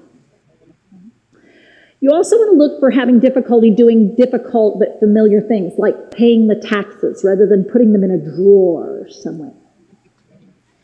Seeking out a financial advisor and then telling him to do stuff that I would never have told him to do, and then claiming I didn't tell him to do that. Taking money and moving it around, and it's like, what are you doing? Well, I needed to move it around. Trusting people, not kind of people I'd ever trust. Sending money to a post office box in Oklahoma, if it's not my habit. Taking all my money out of the bank and keeping it at the house. Inviting people into the house that I don't know to come and fix something. We also want to look at problems not just with memory, because that's not what it's all about. We also want to look at problems where I can't think of the thing that you say, one after the other in a row, and there's a dot at the end. Not a sentence, huh? Words. Yes, words. What'd you think I meant? You get such an attitude. Yeah. Now, this woman gave me the answer. Why am I being ugly to her? Because I felt stupid. Because I should have known what it was, and I didn't like not coming up with it. Let me give you another example. Not everybody gets angry. Let me show you another example of this same kind of thing, though. It's the one after the other, and you put them in a thing, and there's a dot at the end. What? Oh, my God. Why couldn't I think of it? No, it's not okay. It isn't. Now, I wasn't mad before, but now I'm going to get mad. Why? Because she told me it was okay that I was stupid. Is that what you meant to do? No. Well, that's what you did. Well, you are sorry. This whole situation is sorry. Well, you are. Yes. You're going to go straight to hell, too. That'll be okay. Now, this is where it feels like, and I'm going to be honest with you, sometimes as a care partner, it feels like no matter what you do, you're not right. It's because this disease makes it so hard for me, because I think I should know something. When I don't know something and you give it to me like that, it proves to me I don't know something that I know I should. I have a PhD, my God, I should be able to think of the thing that it's called. Now, if this just happens when you're exhausted, when you haven't had any sleep, when you're really, really worried, and it only happens every now and then, see, this is the tricky part, because everyone in this room is going to say, well, I've had problems finding words. Yeah, I don't think that's you're all, everybody's scared of dementia, by the way. They did this study with older adults, and it used to be, what are the thing you're most scared of? Guess what it used to be? Cancer. Guess what it is now? Dementia. Yeah, people are much more scared about this thing than they ever have been before, because the numbers are going up and people realize how scary this is. So what happens is we start seeing some changes in us. We're trying to discount it. So one of the most common things, somebody says something like, I'm a little concerned. I can't seem to find the things that I want to say sometimes. The things that you want to say to people. Now notice how I used vague terms to describe the thing. You know, the fattles that go one after the other, the fattles. The fattles. Fattles. Do you speak English? No. Well, shit. Now, these are all kinds of behaviors that just sort of as you're seeing them, you're thinking, God, what is going on here? And yet on other times, I'm perfectly fine. I could come up with words that aren't real words. It's called word salad. On the other hand, I might just speak vaguely. On the other hand, I might quit talking. It's real easy for us to sort of think, well, you know, all people do that. Not to this, and you want to think of me. Who am I? What have I done? And if it's not consistent with me, you don't lose your speaking skills with normal aging. You are a little bit more of who you've been, but it doesn't change dramatically. Your verbal linguistics stay the same. You're a little slower, but it's still the same. You have the same vocabulary. You actually have more vocabulary than you've ever had before. But it takes you longer to go find the words. So if people rush you, you will still hear anybody normal aging. Could you slow down just a minute? I'm going to tell you. That's normal between generations. It's also very normal for husband and wives to get on each other about this. Because I'll start, you know, I was going to tell you that so-and-so came by yesterday. Yes, and he stopped and he said he was going to fix it. Can I tell the story or are you going to tell it? This is where sometimes you got to sort of sort out what's normal interactive behavior between people and what feels different. But after you've been around it for a while, you'll start to pick up on it if you're listening and paying attention. Another one is getting confused about place or time. So this is that getting lost driving business. This is getting on the interstate and getting turned around and not being able to think of which exit I'm looking for. It can also be getting lost in my life for a moment. So in a moment, I'm looking for the house I grew up in, not the current house. And so now I get to a place and it's like, God, how did I get here? Because I don't remember the process because I can't hold on to new stuff. And all of a sudden, I don't know why I got here. How did I get here? Somebody brought me here and left me here, and I'm here all alone. Oh, my God, who is this? And I might look at somebody I've known very closely for years, and in that moment, who are you? Who are you, by the way? And you're my wife. You're my husband. Because in that moment, I'm thinking I'm 22 in that moment, and I am looking for the person in the wedding picture. And so what happens is I look at you and you scare me because it's like, oh my God, what are you doing in my house? Who are you? Especially at night. And my daughter is there and it's like, who are you? What are you doing here? Mom, you know who I am. No, I don't either. Who are you? I'm your daughter. Bullshit. I don't have a little girl. I have a little girl, but not anything as old as you. And you focus in on my distress, but what you're not realizing is how scary this is for me. I mean, this actually becomes really scary because in that moment, I'm lost. And so when my grandfather would say, where's Grandma? He in that moment truly believed he was in a place in his time in life that it would make sense that she was there. And when my mom would say, well, Grandpa, of course she's dead. Oh my God. He would grieve again the loss. And yet he couldn't hold on to that loss. So that's not the right answer. That's called reality orientation. We don't do that anymore. That's an old thing. We gave that up. It's not good for people. Worsening judgment. These are things that people are making bad choices. Problem-solving issues.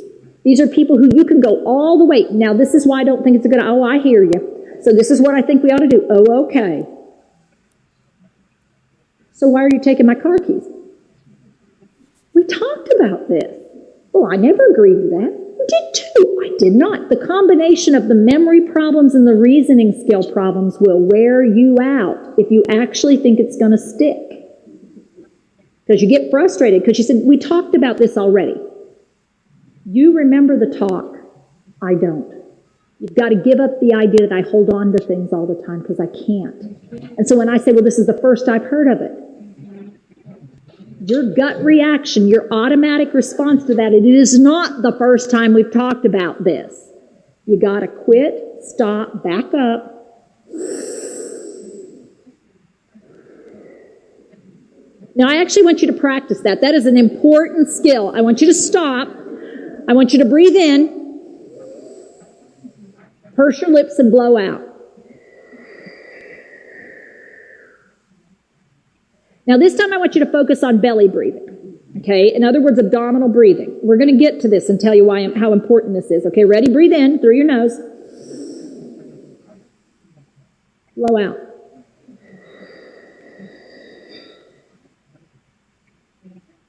One more time. Breathe in. Blow it out.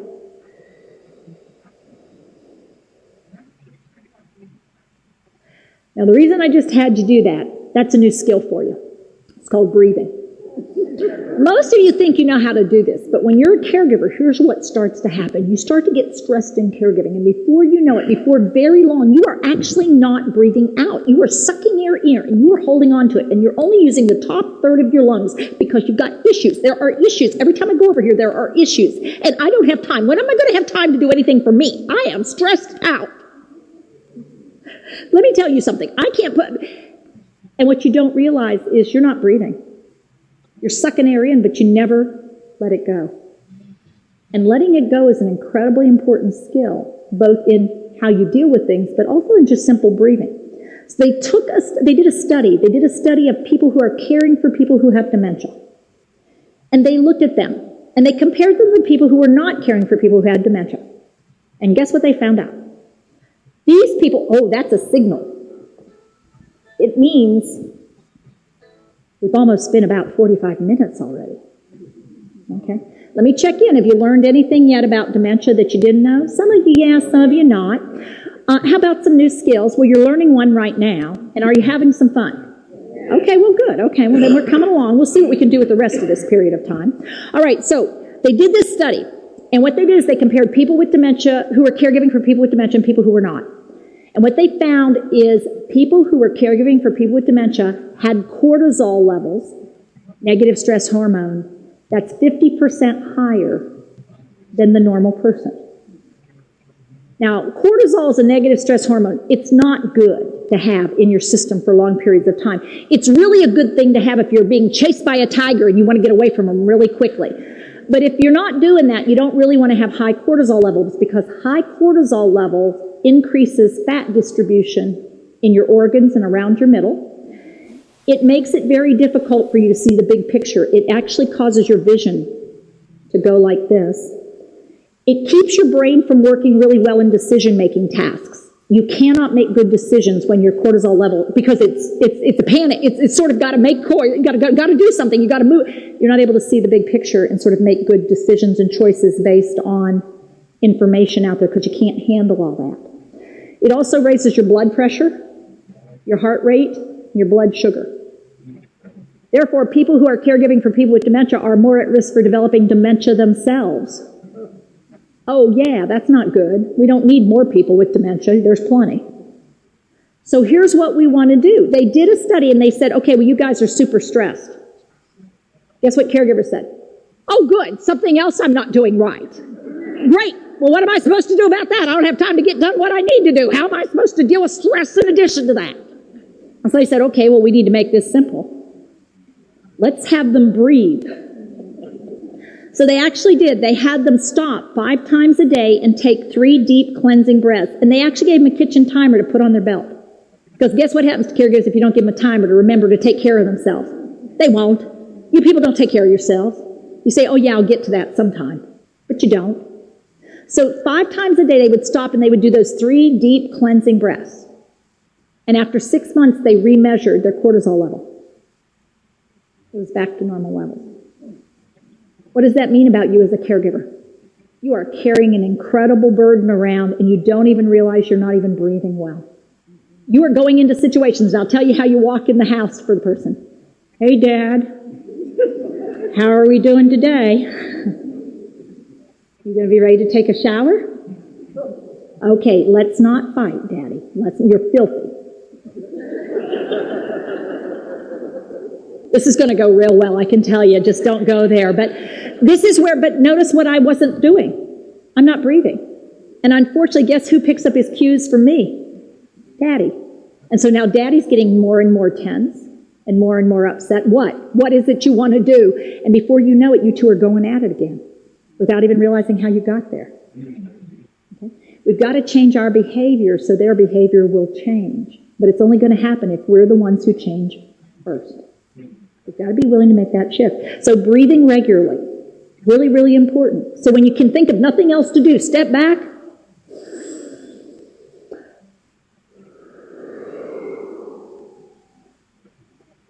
You're not wanting to take a shower, I hear you. It's a much safer response. It's a response, not a reaction. You're actually thinking about what you're going to do. You're taking that moment to get yourself together before you try to help somebody else. You know what they say about that oxygen mask? Well, it's the same thing when it's caregiving. You've got to move out of caregiving to care partnering. So it means you have to think. Now, we could go over the rest of these, but I don't want to spend a whole lot of time. I do want to point out a couple of other things here, though. The loss of initiation. That's probably one of the ones that gets missed the most. Loss of initiation, it means I'm not doing things like I used to. I will talk about it, but I don't do it. So let's say I used to be very active in my faith community. I used to run a group of adults, and we do study. And now I've said, well, you know, I'm not going to do that anymore. That I have given them a lot of time of my life, and I let somebody else step forward. Let somebody else do this kind of thing. I'm just not going to do it. Or I'm not going to go to church this Sunday, or I'm not going to go to temple this Sunday. I'll do it another time. I'll do it another time. I'm going to clean that up. I'm going to clean that all up. I'm going to get in that room and get it all dealt with. And not a thing gets done. It could be depression, but it might not be depression. It might be the first signs of dementia. Because one of the things that their brain can't do is figure out how to go from a thought to actually doing it. And so they get stuck. And so you get home and it's like, Mom, you didn't even eat the sandwich I left you. Well, I just wasn't hungry. It wasn't about being hungry. It's about not being able to get started, not being able to figure it out, not being able to know what to do first, what to do next, to sequence through it. This is where you go in and you see the bedroom, you're like, what have you done? Well, I was going to put it all away. It's all out. I know, I was sorting it. You were not. And so you're frustrated because every time you turn around, I tear things up in my effort to be helpful.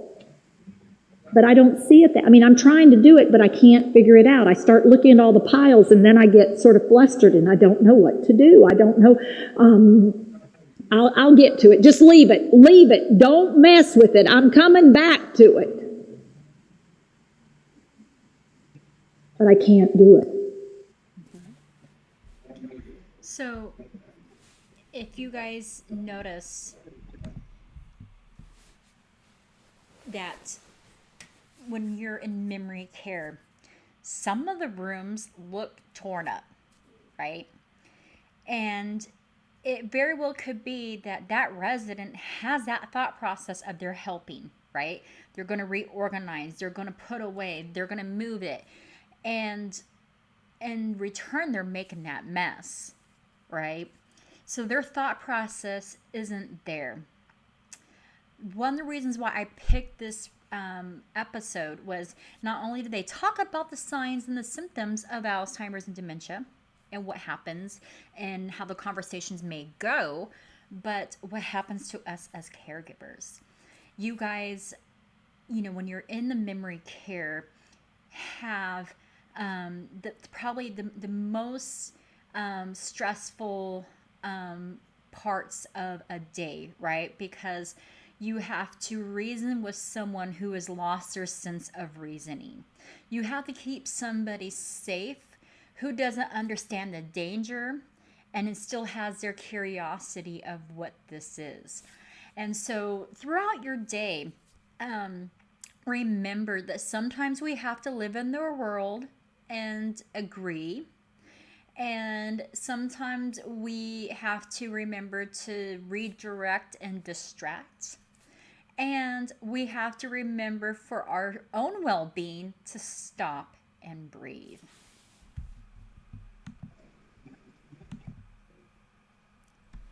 So understanding unusual behaviors and memory care. So not all people with dementia will engage in challenging behaviors. Some are very pleasantly forgetful and they're easygoing, and others will gradually become more forgetful of their awareness and be able to not have that sense of making decisions. And it is likely, though, that you are caring for a resident with dementia, you will witness some or the following types of challenging behaviors. So, physical or verbal aggression. With the verbal aggression, it's really sometimes hard not to take it personal, but just remember that they're not probably frustrated with you, but frustrated with themselves in the situation. Physical aggression, we need to do an incident report, especially if they hit another resident. Now, if they've hit a staff member, we still do a report, but it's an internal report. Physical and verbal aggression is something that we want to chart in their charts, so that way when we pull families in and if we have to get them more involved with their neurologists and stuff, we can give them examples of times and days. Also, documenting it will help us maybe identify patterns that is causing this aggression. Agitation in the form of restlessness, emotional distress, or pacing. So when you go into the memory care unit, most of the residents are really up and down the halls all day long and they're pacing. And we have, one, I can go in there and she'll see me and she'll cry. She's always just in an emotional state of distress. And she's restless in her distress, and it just happens to be part of the disease process. Episodes of delusion, and they're very, firm in their belief. We have one, every once in a while she'll be very insistent that she sees her son on the other side of the doors, the glass doors that go to their outside area, and she's very insistent that we let him in. And so sometimes it's just simple as saying, okay, Mrs. Smith, I'm going to hold your hand. We'll walk down there and, we'll let him in. And we'll get to the other end of the hall. And, of course, her son's not there. And so then she gets mad because he lost patience and he left, right? We took too long to get down there. But I lived in her moment. I agreed with her. And we walked and went to go let him in. And that helped. Also, they have sleep disturbances. A lot of residents, they lose the sense of day or night, and they will be up all night long and sleep all day long. And that's why it's really important during the day we open the windows and we let the light in to help them recognize when it is daytime and when it's nighttime. Random wandering from one place to another. This is, for our residents that are maybe in the early stages and they're not in the memory care unit yet. And we're starting to see them kind of maybe go upstairs, downstairs, inside, outside, and they get lost and confused and turned around. Those are the ones that we might want to have reevaluated for potential locked memory care or transverse care, pull them from the assisted living floor. Withdrawal from things that they love, empathy, and sometimes hoarding. Hoarding can be a sign of an Alzheimer's behavior. I had a friend who couldn't figure out why all the forks and spoons in her facility were going missing. And then somebody reported to her that Mr. Alex got excessive amounts of forks and spoons in his room. And Mr. Alex had been hoarding probably a good 6 months worth of forks and spoons in his room and was running out of space to hide them. And the caregiver happened to see them kind of sticking out of a box one day that he was very secretive about. And when they started going through his room, it was a lot of other things that he was collecting that didn't belong to him. It wasn't a big items, but there were enough items to be underneath that hoarding category. So they'll start to collect items and take things into their rooms that aren't necessarily theirs. And so we just have to, when they're not looking sometimes, is rehome those items. Because they lose their ability to express themselves, people with dementia often use behaviors as ways to communicate. So if there's a new aggression, they might be telling us that they're not feeling good. So we need to pay attention to that. When you observe a behavior, ask yourself why they might be acting this way and what could be the trigger. Maybe they see someone who reminds them of someone from their past and they're afraid. So we want to be on the alert and look for these types of triggers so we can learn how to help reduce them and help manage that behavior. And it's important to remember that you can't use reason or logic to convince someone with dementia to behave a certain way. Instead, find ways to decrease the intensity or frequency of the behavior. So maybe, them eating, in the dining room, throughout the whole mealtime is overwhelming and overstimulating to them. Maybe we need to bring them in halfway through mealtime so that way they're not exposed to the large group for a prolonged period of time. Maybe not bringing up items that could be a trigger or reminding them of their loved one no longer being alive. Yes, your mom's gonna come pick you up, honey. I think she said she's run a little bit behind. Agree with them. Don't argue with them. You're 90 years old. Your mom's not. If your mom was alive, she'd be like 130. Don't do that. Just live in their moment. Sometimes they're just wanting to be helpful, and their mothers and school teachers and they just want to be useful, and they're in that mindset. So maybe give them some towels to fold, laundry to fold. Allow them to put their own laundry up, because in their mind they're a mom, and what do moms do? Moms take care of people, right? So find ways to help reduce the agitation as well. Try these approaches. Try not to get angry or upset or take their behavior personally. They are not acting this way on purpose. You'll hear it all the time. Mom knows better. Why is mom doing this? Mom doesn't know better. She's lost that sense of reasoning. Kind of think of it sometimes as, when you're raising your smaller kids, toddlers, and they don't know the difference from right and wrong. It's the same thing. Our memory impaired seniors, they've lost that right from wrong. So just be patient with them. Speak calmly and softly. Sometimes a soothing touch can reassure them that they're loved and they're safe. Sitting down at their eye level when you're talking to them will sometimes help. If they're sitting down and they're crying and they're screaming and you're standing over them and you're, talking to them, it can feel very intimidating. So sometimes being at their level will really help. If the behavior is aggression, back away. Give them their space. Let them feel that anger. Don't argue. Think about what the potential cause was. Are they hungry? Are they tired? Are they in pain? Are they frustrated? Are they lonely?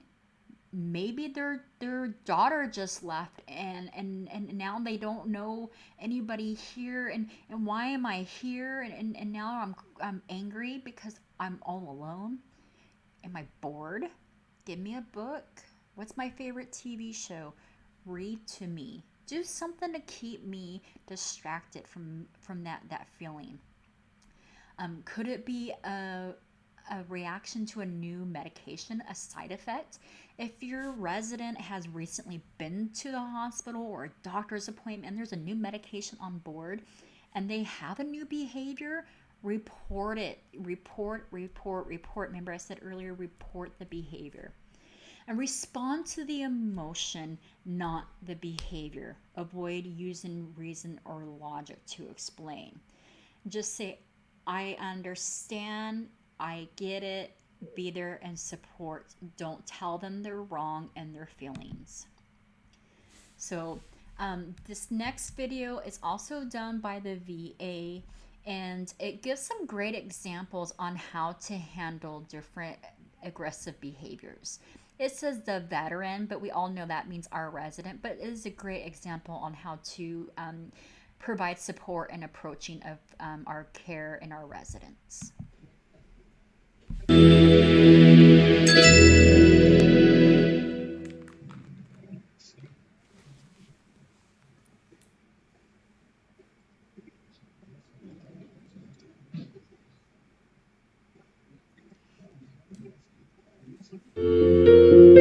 Caring for veterans with dementia can be both rewarding and challenging. The VA has developed this training program to help you adopt a more positive approach to address veterans with dementia.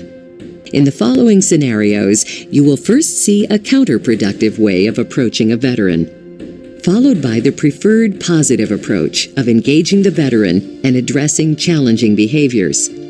By learning these positive skills and techniques, you will not only experience better outcomes, you will honor veterans in the twilight years of their lives.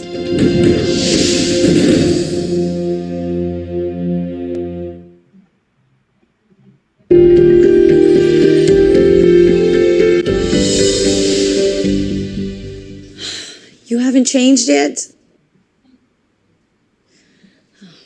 Looks like we've got work to do. Let me get some things to pretty you up.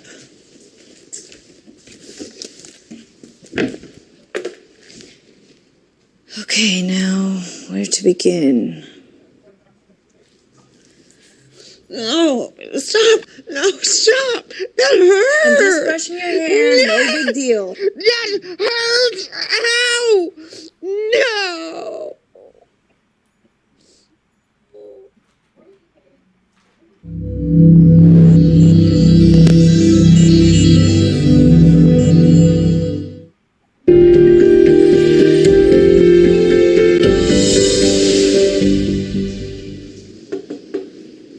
Hello, Mrs. Jones.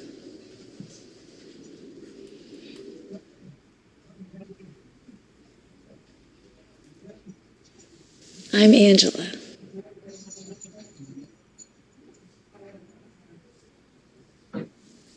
Looks like you're ready to get your day started. Mrs. Jones, would you like to fix your hair and put on some makeup?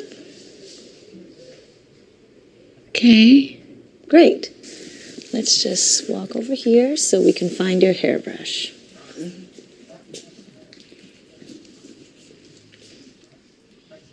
Here, your hairbrush. Some lipstick. What would you like to do first? Do you want to brush your hair? Yeah.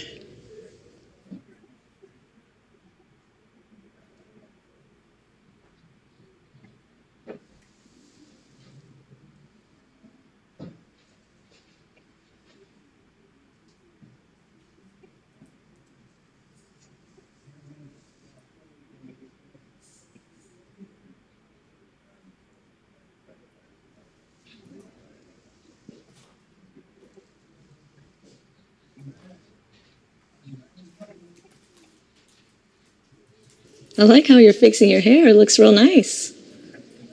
What's next?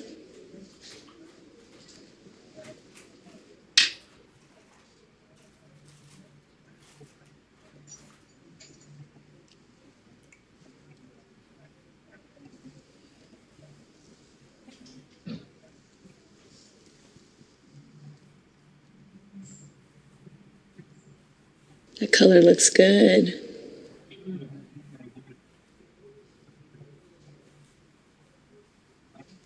What would you like to do next?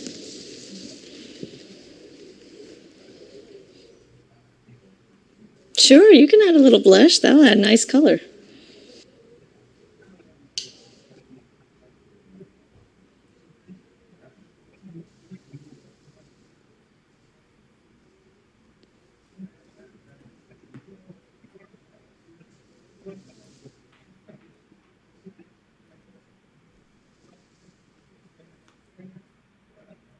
Grooming tasks can turn into a major hassle or be a source of pleasure for veterans. Approach and cueing make a big difference. Systematic cueing involves giving step-by-step cues, increasing assistance as needed based on the veteran's response. See how the staff member begins with visual and verbal cues, and then, only when necessary, employs tactile cues. Visual cues are typically easier to process than verbal cues.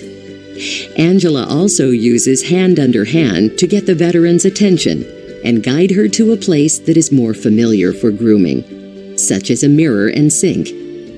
Notice how the staff member uses hand under hand for grooming tasks as well. It allows the veteran to be more engaged and lets the staff member know early if there's a problem. Giving positive feedback to the veteran's choices also keeps Mrs. Jones engrossed in the process.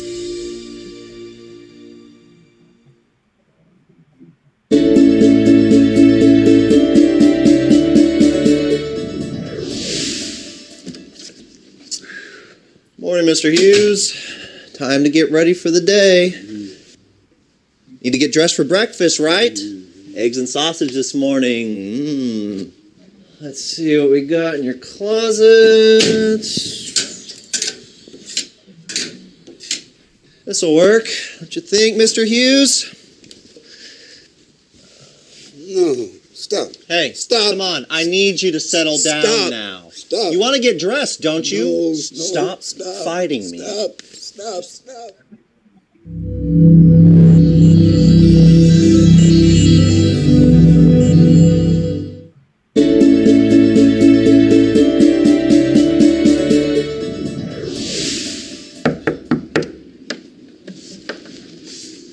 Good morning, Mr. Hughes. Oh, I forgot. You prefer Willie.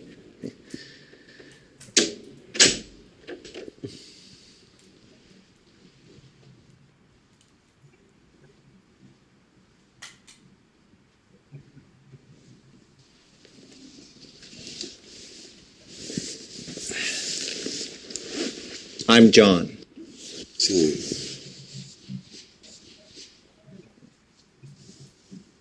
I'll be helping you today.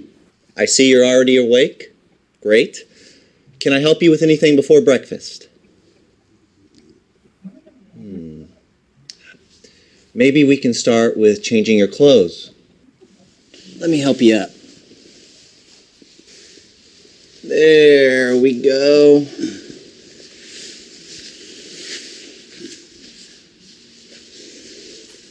Good, Willie. All right, almost there. Good. All right. Let's see what you have to wear.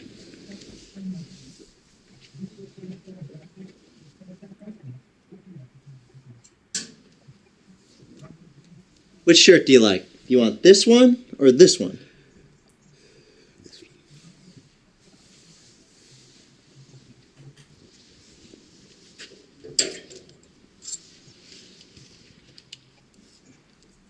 Which pants? This one or this one? This one. Nice choice.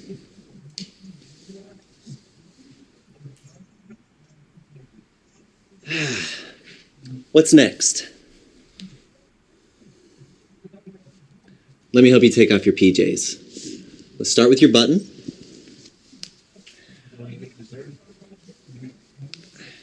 Thank you for helping, Willie. Let's start with your right sleeve.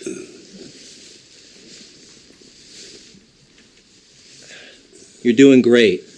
It's hard with arthritis.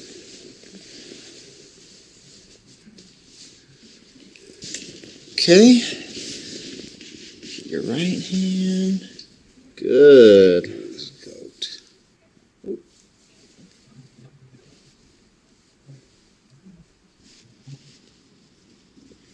Thank you. Thank you,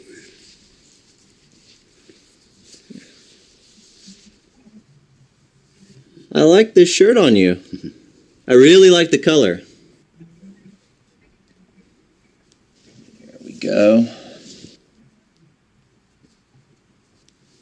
Good job, Willie. Thank you. This vignette demonstrates the value of the initial approach as you engage with a veteran. As you saw in the first scene, John was not able to establish much of a connection with the veteran. Willie remained upset throughout the interaction. In the preferred approach, John engages Willie using the positive physical approach. It's important to start some distance away, maybe 6 feet. Lift your hand to your face like saying hi or hey. Drop your hand as you approach, keeping the palm open. Pace yourself slowly. Take about a step per second so you don't startle the veteran. Stay to the side of the person at arm's length and accept the person's handshake. You also want to get down to the person's eye level without leaning in. Once you have made the connection in a supportive stance, offer the minimum assistance needed. In the preferred approach, John also uses fewer words because people with dementia may have trouble processing verbal information. He provides the veteran with simple choices and opportunities for the veteran to participate in the activities, consistent with the veteran's level of cognitive function. John also uses the veteran's first name, Willie, instead of Mr. Hughes, because the staff have assessed that is how the veteran prefers to be called, by his first name. By following these steps, you engage the veteran, respect their choices, and increase the chance of a positive outcome.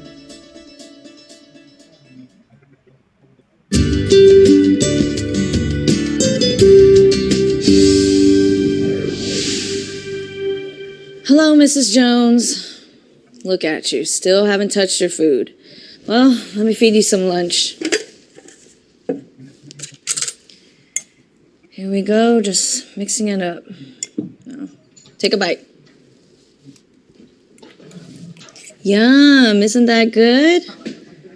Come on now, you know you need to eat for strength. Hey, Jasmine, you must be done checking vital signs. Looks like I'm going to be late to the staff meeting. I'm still with Mrs. Jones, who is taking her sweet time with lunch.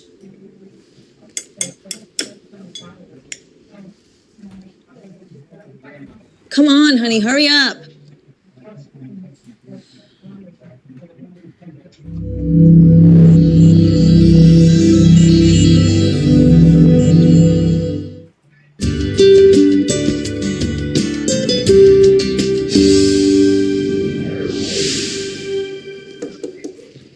Mrs. Jones.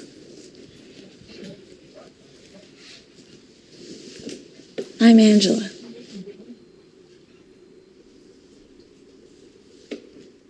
May I join you for lunch?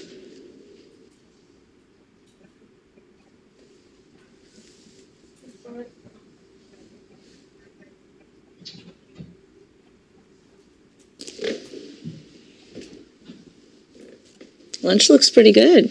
We have soup, salad, chicken, and dessert. What would you like first? Let's try the soup first. Will you pick up your spoon? Were you trying to have some soup? Here it is.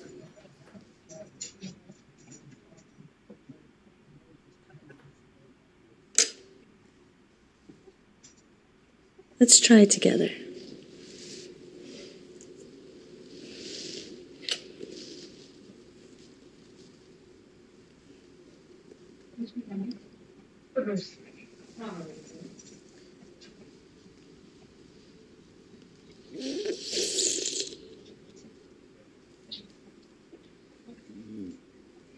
Looks like you enjoyed it. You ready for another sip?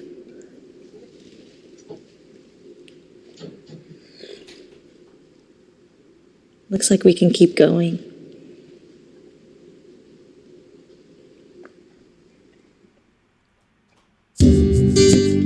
Veterans with dementia retain more abilities than many may realize.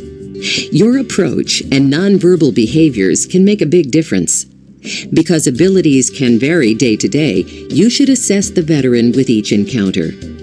In the second scene, the staff member uses simple questions, directions, and systematic cueing to figure out what level of support the veteran needs. Rather than simply feeding her, the hand-under-hand technique provides a better eating experience as you help the veteran become more engaged with eating. Watch how well this hand-under-hand positioning works. Make sure to approach from the veteran's dominant side. Offer your hand palm up. Slide your thumb next to theirs and wrap your fingers under their wrist. Then use your fingers to grasp the spoon or other items. You may need to adapt for veterans with a hand deformity or dysfunction.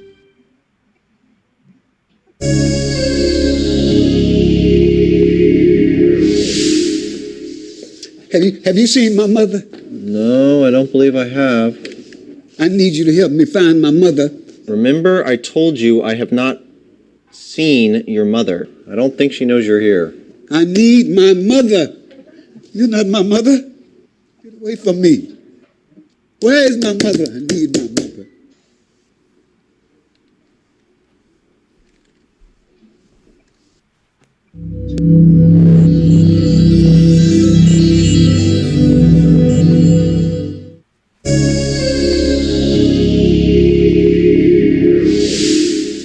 Have you seen my mother? I need my mother. You look upset. Can I help you?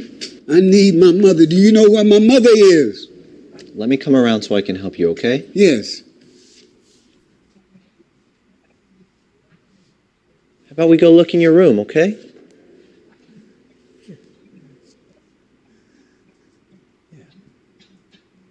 You're okay. It's all right. You're all right. Here we are, back in your room.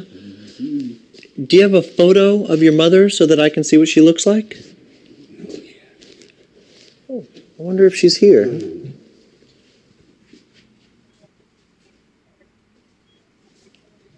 Oh, yes, Mama. What a wonderful picture. You all look so happy. Is this your mother? Yes, Mama. Look at that beautiful background. All those flowers. Thank you for showing me the photo, Willie. Thank you. Tell me, what are some things you enjoy doing with your mother? Oh, Mama taught me how to play the piano. Really? Yep. Would you play a song for me? Oh, I'm not that good anymore. I can't play. Oh, I bet you're better than you say. Let's go to the recreation room and find a piano. I'd enjoy hearing you play. Which way is the rec room again? This way. Uh-huh, you're right. Yeah, let's head this way.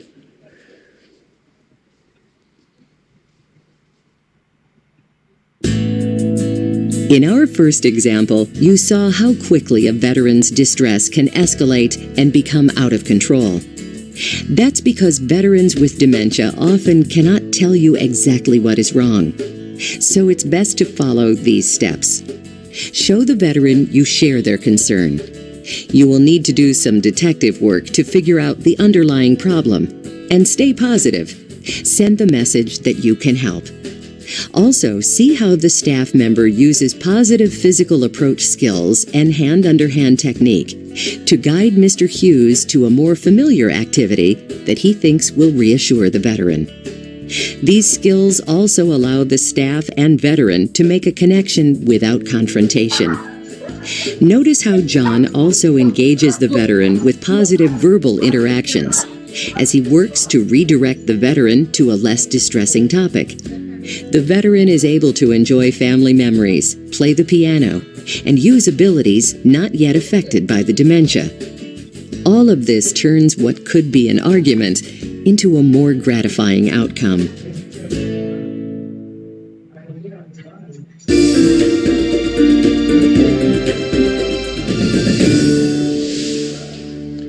We took a trip to D.C. and we toured inside the Capitol and the Lincoln Memorial, all those museums downtown. Oh, grandkids. Oh, they wore me out. But it was a good trip. It was me and my family. I never realized that Lincoln Memorial Excuse me, is Mr. Smith, just- can you stop for a moment? Mrs. King is having a difficult time. Jamal, I need some help here. What's wrong? Are you angry? Do you want to leave the room? Hey, how can I help? And just help me get her out. Yeah, sure, no problem. No, let me go. Hey. We need more help here. Hurry. Call the charge nurse. Hey, Miss Washington, can you get out here, please? We need help. Mrs. King, settle down. It's okay. Come on now, you okay? So, let go. Hey.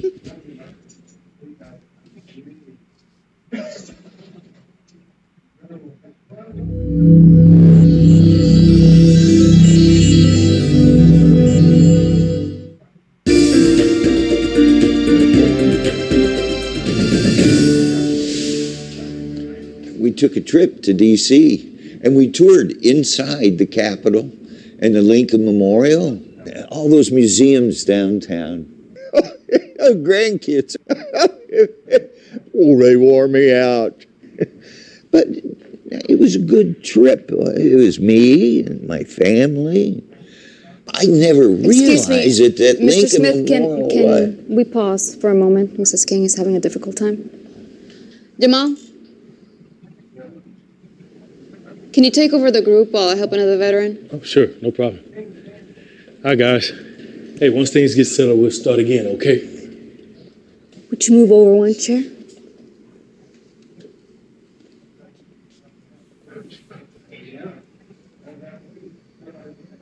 Are you upset?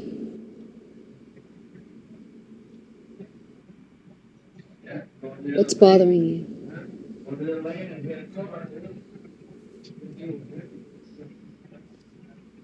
Walk with me and tell me more?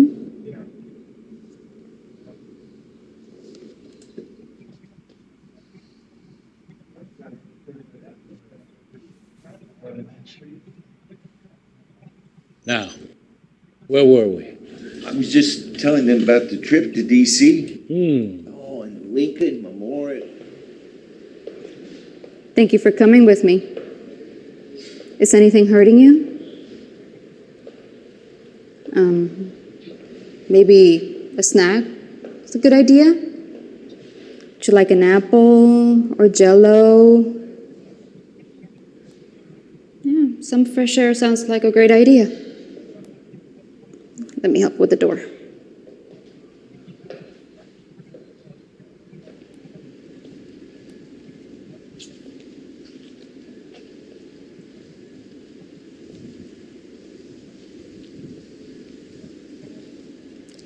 Why don't we sit there for a minute, then we can have lunch? Okay.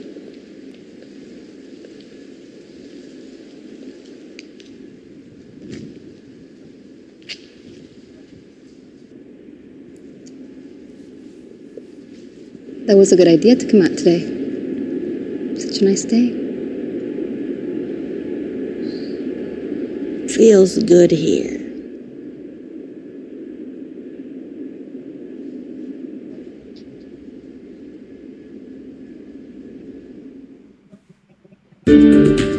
Often, veterans who are distressed cannot tell you what is wrong. You see how quickly distress can escalate when a veteran is confronted or overwhelmed by stimulation. It's best to attend to the distress away from the group. If you find yourself in a group situation where a veteran becomes distressed, get help so you can address the distressed veteran in a one-on-one manner. Then use the same techniques as shown in the previous scene. Let the veteran know you share their concern. Do some detective work to figure out the problem, and send a message that you can help. Notice how Gloria involves staff member Jamal to lead the group, while she attends to Mrs. King. Without disrupting the group further, she guides the veteran away from the group so she can figure out what is wrong. At the same time, she provides the veteran an opportunity to move away from an overly stimulating environment.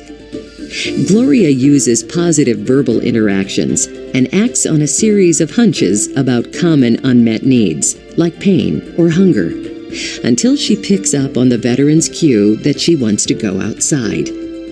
For veterans in distress, use positive physical approach and hand-under-hand technique.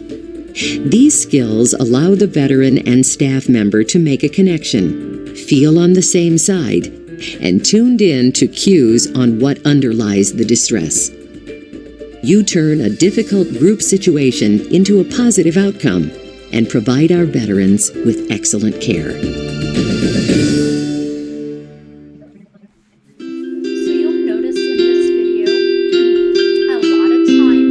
What the staff were doing is getting on the same level as the resident. They were eye to eye, they spoke calmly, and they also provided them opportunities to make their own decisions. So I hope this video will help you guys when you get into these situations to know how to handle them. If you need more training or additional resources on this, please let us know.